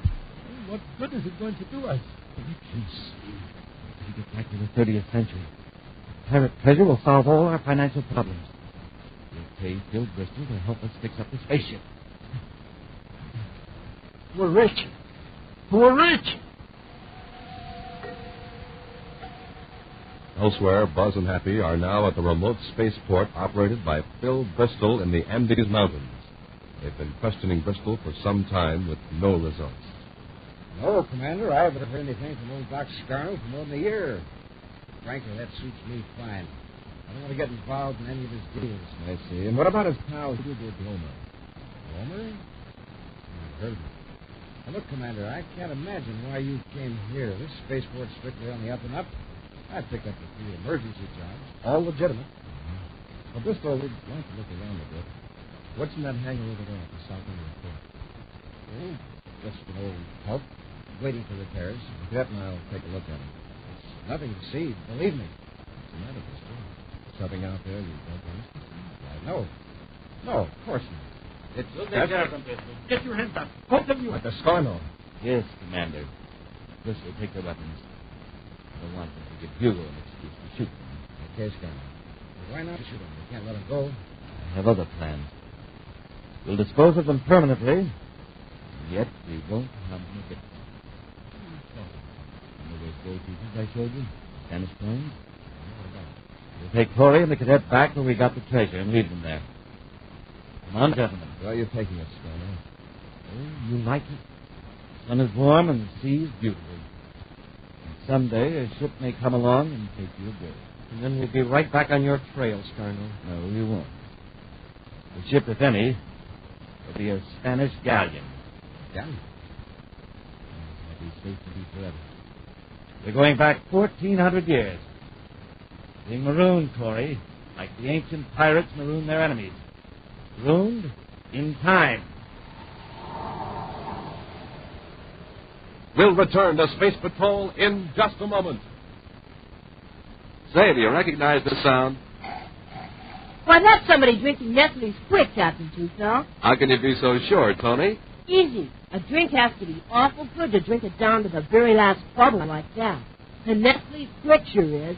Why, it's so rich and chocolatey, it tastes just like those wonderful Nestle's chocolate bars. Well, I follow you there. Now, if a drink is hard to make, you usually drink it kind of slow, so it'll last long. But that sound was somebody drinking fast. And on account of you can make yourself a glass of Nestle's Quick so fast, and start all over again. Us kids don't mind drinking it down in a hurry. So it had to be Nestle's Quick. Tony, you're absolutely right. Nestle's Quick is so quick. In fact, it makes itself. You just pour out your glass of cold milk. That's right, the milk comes first. Then add 2 teaspoons of rich Nestle's Quick, and down it goes, mixing all the way. You just give it a little swish with your spoon, and it's ready to drink. There's one more reason, Captain. Oh, what's that? Well, I've made that sound so many times myself, I know it by heart. Want me to show you? Shoot. Okay. I'll make my glass of Quick. Just add 2 spoonfuls to my glass of milk. Now once around with the spoon, in with the straws, and here goes.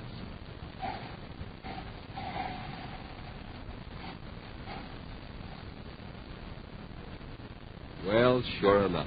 That's the happy drinking you get only when you get delicious Nestle's Quick in the bright brown and yellow can. Try some right away.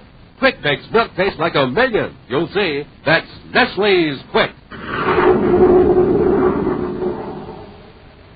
And now, back to our Space Patrol adventure, The Time Pirates. At a spaceport high in the Andes Mountains on the planet Earth, the port manager, Phil Bristol, tells Buzz and Happy he knows nothing about Dr. Scarno and Hugo Glomer, who have stolen the Star Drive ship. Suddenly, Scarno and Glomer emerge from hiding, disarm the space patrollers, and threaten them with a strange fate. Buzz and Happy are to be taken back 1,400 years in time and left on a deserted coast of America in the late 16th century. Well, gentlemen, I see you've survived your first trip back through time. We are now back in the year 1591. It's funny. You don't look a day younger. You're still skeptical. My friend Glomer is bringing the ship in for landing on Earth. Then you will see for yourself. How did you discover this trick of time travel? It was an accident. The hyperspace computer was out of adjustment. Now I can control it. However, to avoid error, I'm returning to the exact moment of time of our previous trip. You're going to leave us here? Yes. I'll be rid of you. Yet I'll have committed no crime. There's no law against transporting people back in time. Is there, Commander? Yeah. Scarno, how long after the pirates buried the treasure did you and Hugo dig it up? We waited till they got back aboard their galleon and sailed out of sight. About 2 hours, I suppose. Why? Do you know the exact time they buried it? It was noon. Yes, the sun was almost directly overhead. What are you getting at? The treasure existed under the sand from noon until you took it away 2 hours later. But what would happen if, on this trip, you dug it up 1 hour earlier? Then I'd have 2 treasures. Huh? But there's only one treasure. Yes, it's aboard this ship. But we're going back in time. We'll see the pirates bury their gold at noon, like rerunning a film. But this time we'll get there sooner. Beat ourselves to it, so to speak. We'll have 2 identical treasures. On second thought, it won't work. No, Scarno. It will. It's got to. But common sense... Common sense. Common sense tells you that you couldn't possibly be here in the year 1591 because you're not even born. Still, you're here, aren't you? Yes, but there's only one of each of us. There isn't a Commander Corey here in 1591 and another Commander Corey up ahead in the 30th century. Trying to talk me out of my great idea. You want to dig up the treasure after I blast off so you can live like kings here in the 16th century. Well, I'll just kill that little scheme. Hugo and I will get the treasure again, and you 2 are going to help.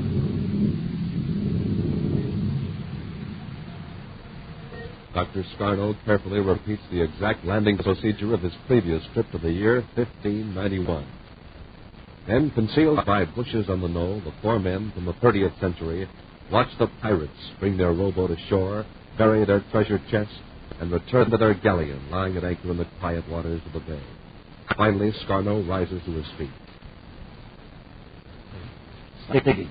And remember, one false move and you'll die before your time. It's pretty good, eh, Doc? Shut up, Hugo. Hey,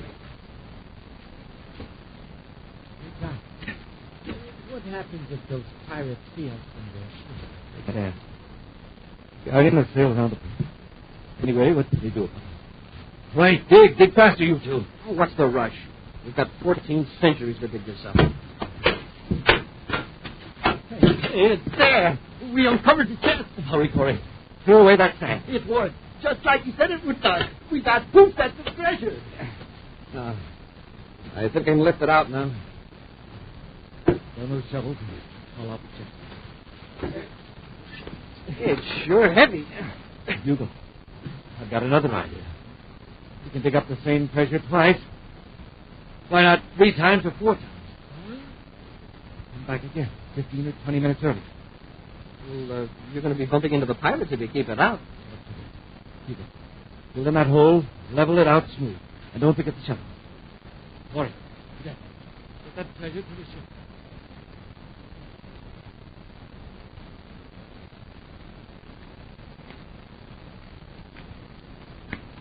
Hugo, unlock compartment 2. Put the chest in there with the other one. Well, hurry up. This thing isn't getting any lighter. Okay. All right, Corey. Take the chest in the compartment and set it down by the other treasure. Oh. Hey. What other treasure? Doc, look. The other chest is gone. What? That's impossible. Only you and I have the keys to this compartment. Hugo, what are you trying to pull? What do you mean? What am I trying to pull? Are you accusing me of stealing the gold? You didn't do it. Who did? I've got a notion that... Don't move, Corey. Still got you covered. You better listen. Corey has just been waiting for us to get into a private scrap so he and the cadet can jump us. Now, where did you ever get an idea like that? In fact, he probably planned this whole thing. I could they were locked up in another compartment, except when they were with us on the beach. Corey's figured out some trick about this time travel effect. What is it, Corey? Where's the first treasure we dug up? Right here. Happy and I just set it down. It's the second ship. Look, one object can't be in two places in the same instant. The instant the ship returned to the year 1591, the treasure vanished from the compartment. This time we dug up the same chest as before. Half an hour sooner. That's it. Of course, if you took the chest ahead to the 30th century and left it there, and then came back. You got it. See, Scarno? Our spaceship is a time machine. If the gold isn't in the time machine, it couldn't return to 1591. It would stay in the future with Crystal. It's a possibility, Scarno. It's worth trying. If you thought this up so we take you back to the 30th century, you're mistaken. Corey, you and the cadet are staying here. Hugo, get them out of the ship.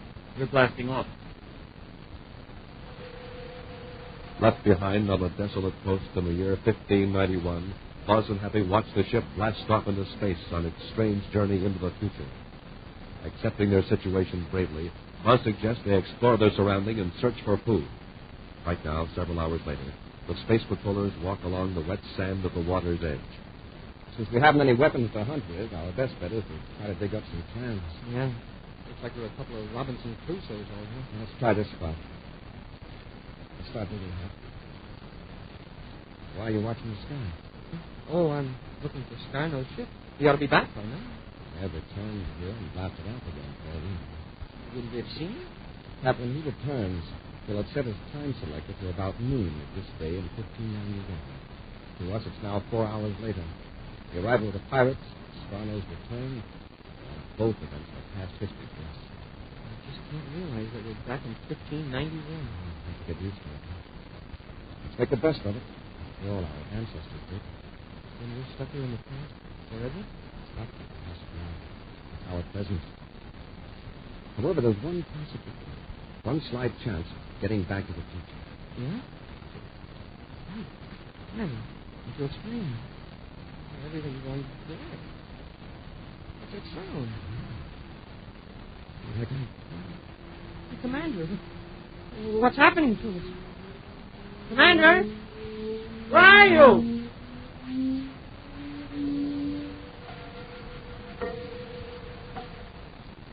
As Scarno lands his spaceship in the now familiar hollow between the low rolling hills, the sun is high overhead. The Spanish galleon rolls gently at anchor in the bay, its pirate crew unaware that pirates of the future are waiting to steal their plunder. All right, Hugo, get the shovels out of the tool compartment. Okay, Doc. What time did we hit the beach this day? 1 hour and 15 minutes past noon. You don't suppose there's any chance of Corey and the cadets spoiling our show? How could they? 4 hours into the future. They could no more interfere with us than you could change last week's weather. I see. You know, I have a feeling that this time it's going to work. The treasure we left with Bristol will stay in the 30th century. Now, we dig up the duplicate the pirates are about to bury. And we have 2 treasures. Yes, I know. I'll get the shovel. Get Scarno, Happy. I'll handle Hugo. Yes, sir.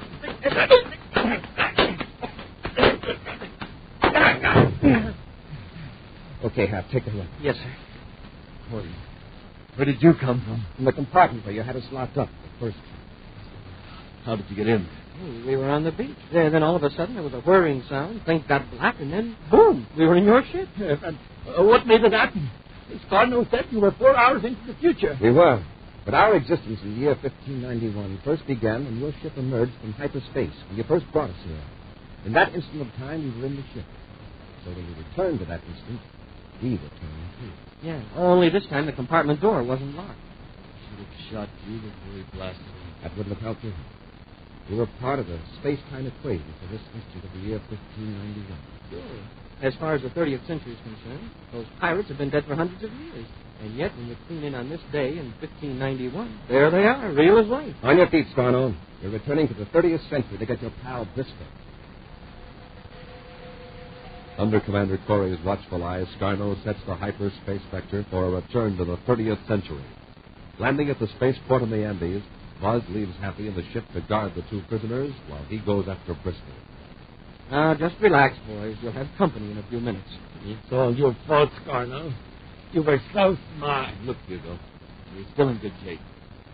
We'll go to a criminal rehabilitation center for a while. When we come out, we'll still have the treasure we left at Bristol. Yeah? Will Corey let us have it? We have to. Pirates buried it, and we dug it up. True owners have been dead for centuries. It's ours by right of discovery. Oh, Commander, did you find Bristol? No, Happy's gone. And so is the ship. The treasure. What about the treasure? I checked the hiding place you told me about. It's gone. Poor Bristol. He double-crossed us. Now, don't worry about him. I'll find him. It'll be easy. Easy? Do you know where he's gone? No, but I know how to find out. How, sir? I'll tell you later, Hap. When they get these two characters back at Terra. Bristol, he's nothing but a pirate? Yes. That's a low-down pirate. An action preview of next week's exciting Space Patrol adventure in just a moment. Say, Space Patrollers, now's the time for a Quick Me Up. Know what that is? It's a Pick Me Up with Nestle's Quick. Yes, sir, when a fella's throat wants something cool and smooth, Quick. Have some Quick. Quick is Nestle's wonderful chocolate powder that makes milk taste like a million. In fact, it turns out chocolate milk with the same sensational flavor as your favorite Nestle's chocolate bar. That's real terrific chocolate. Rich, smooth, and plenty delicious. And Nestle's Quick is such a cinch because it practically makes itself. After you pour yourself a glass of milk, just add 2 spoonfuls of Quick. It starts to mix itself, and you just pump it along with a little stir. Then taste it. See if you don't agree with all us Space Patrollers. There's nothing like a delicious Quick Me Up. Ask Mom to get you some Nestle's Quick in the brown and yellow can. And now, a preview of next week's exciting Space Patrol adventure. Buzz and Happy have entered a laboratory on the planet Mars to capture a criminal. With ray guns drawn, they advance toward their foe, who suddenly darts behind a high-frequency generator. He's trying to get out the door, Commander. After him, Hap, before he gets away. Yes, sir. I can't move. We're in a high-voltage field. Throw down your gun. I can't. Be with us again next week for the thrilling Space Patrol story, Voyage to the Future. Space Patrol, created by Mike Moser, starring Ed Kemmer as Commander Corey and Len Osborne as Cadet Happy, was written by Lou Houston, produced and directed by Larry Robertson, executive producer Helen Moser. Other players were Ken Mayer, Norman Jolly, Bela Kovach, and Tony Sides. Dick Dufeld speaking. This week's Space Patrol was brought to you by Nestle's Ever-Ready, the instant Cocoa, Nestle's Quick for great chocolate milk, and famous Nestle's chocolate bars. This program is broadcast for our armed forces overseas through the worldwide facilities of the Armed Forces Radio Service. Space Patrol came to you transcribed from Hollywood. This is ABC Radio Network.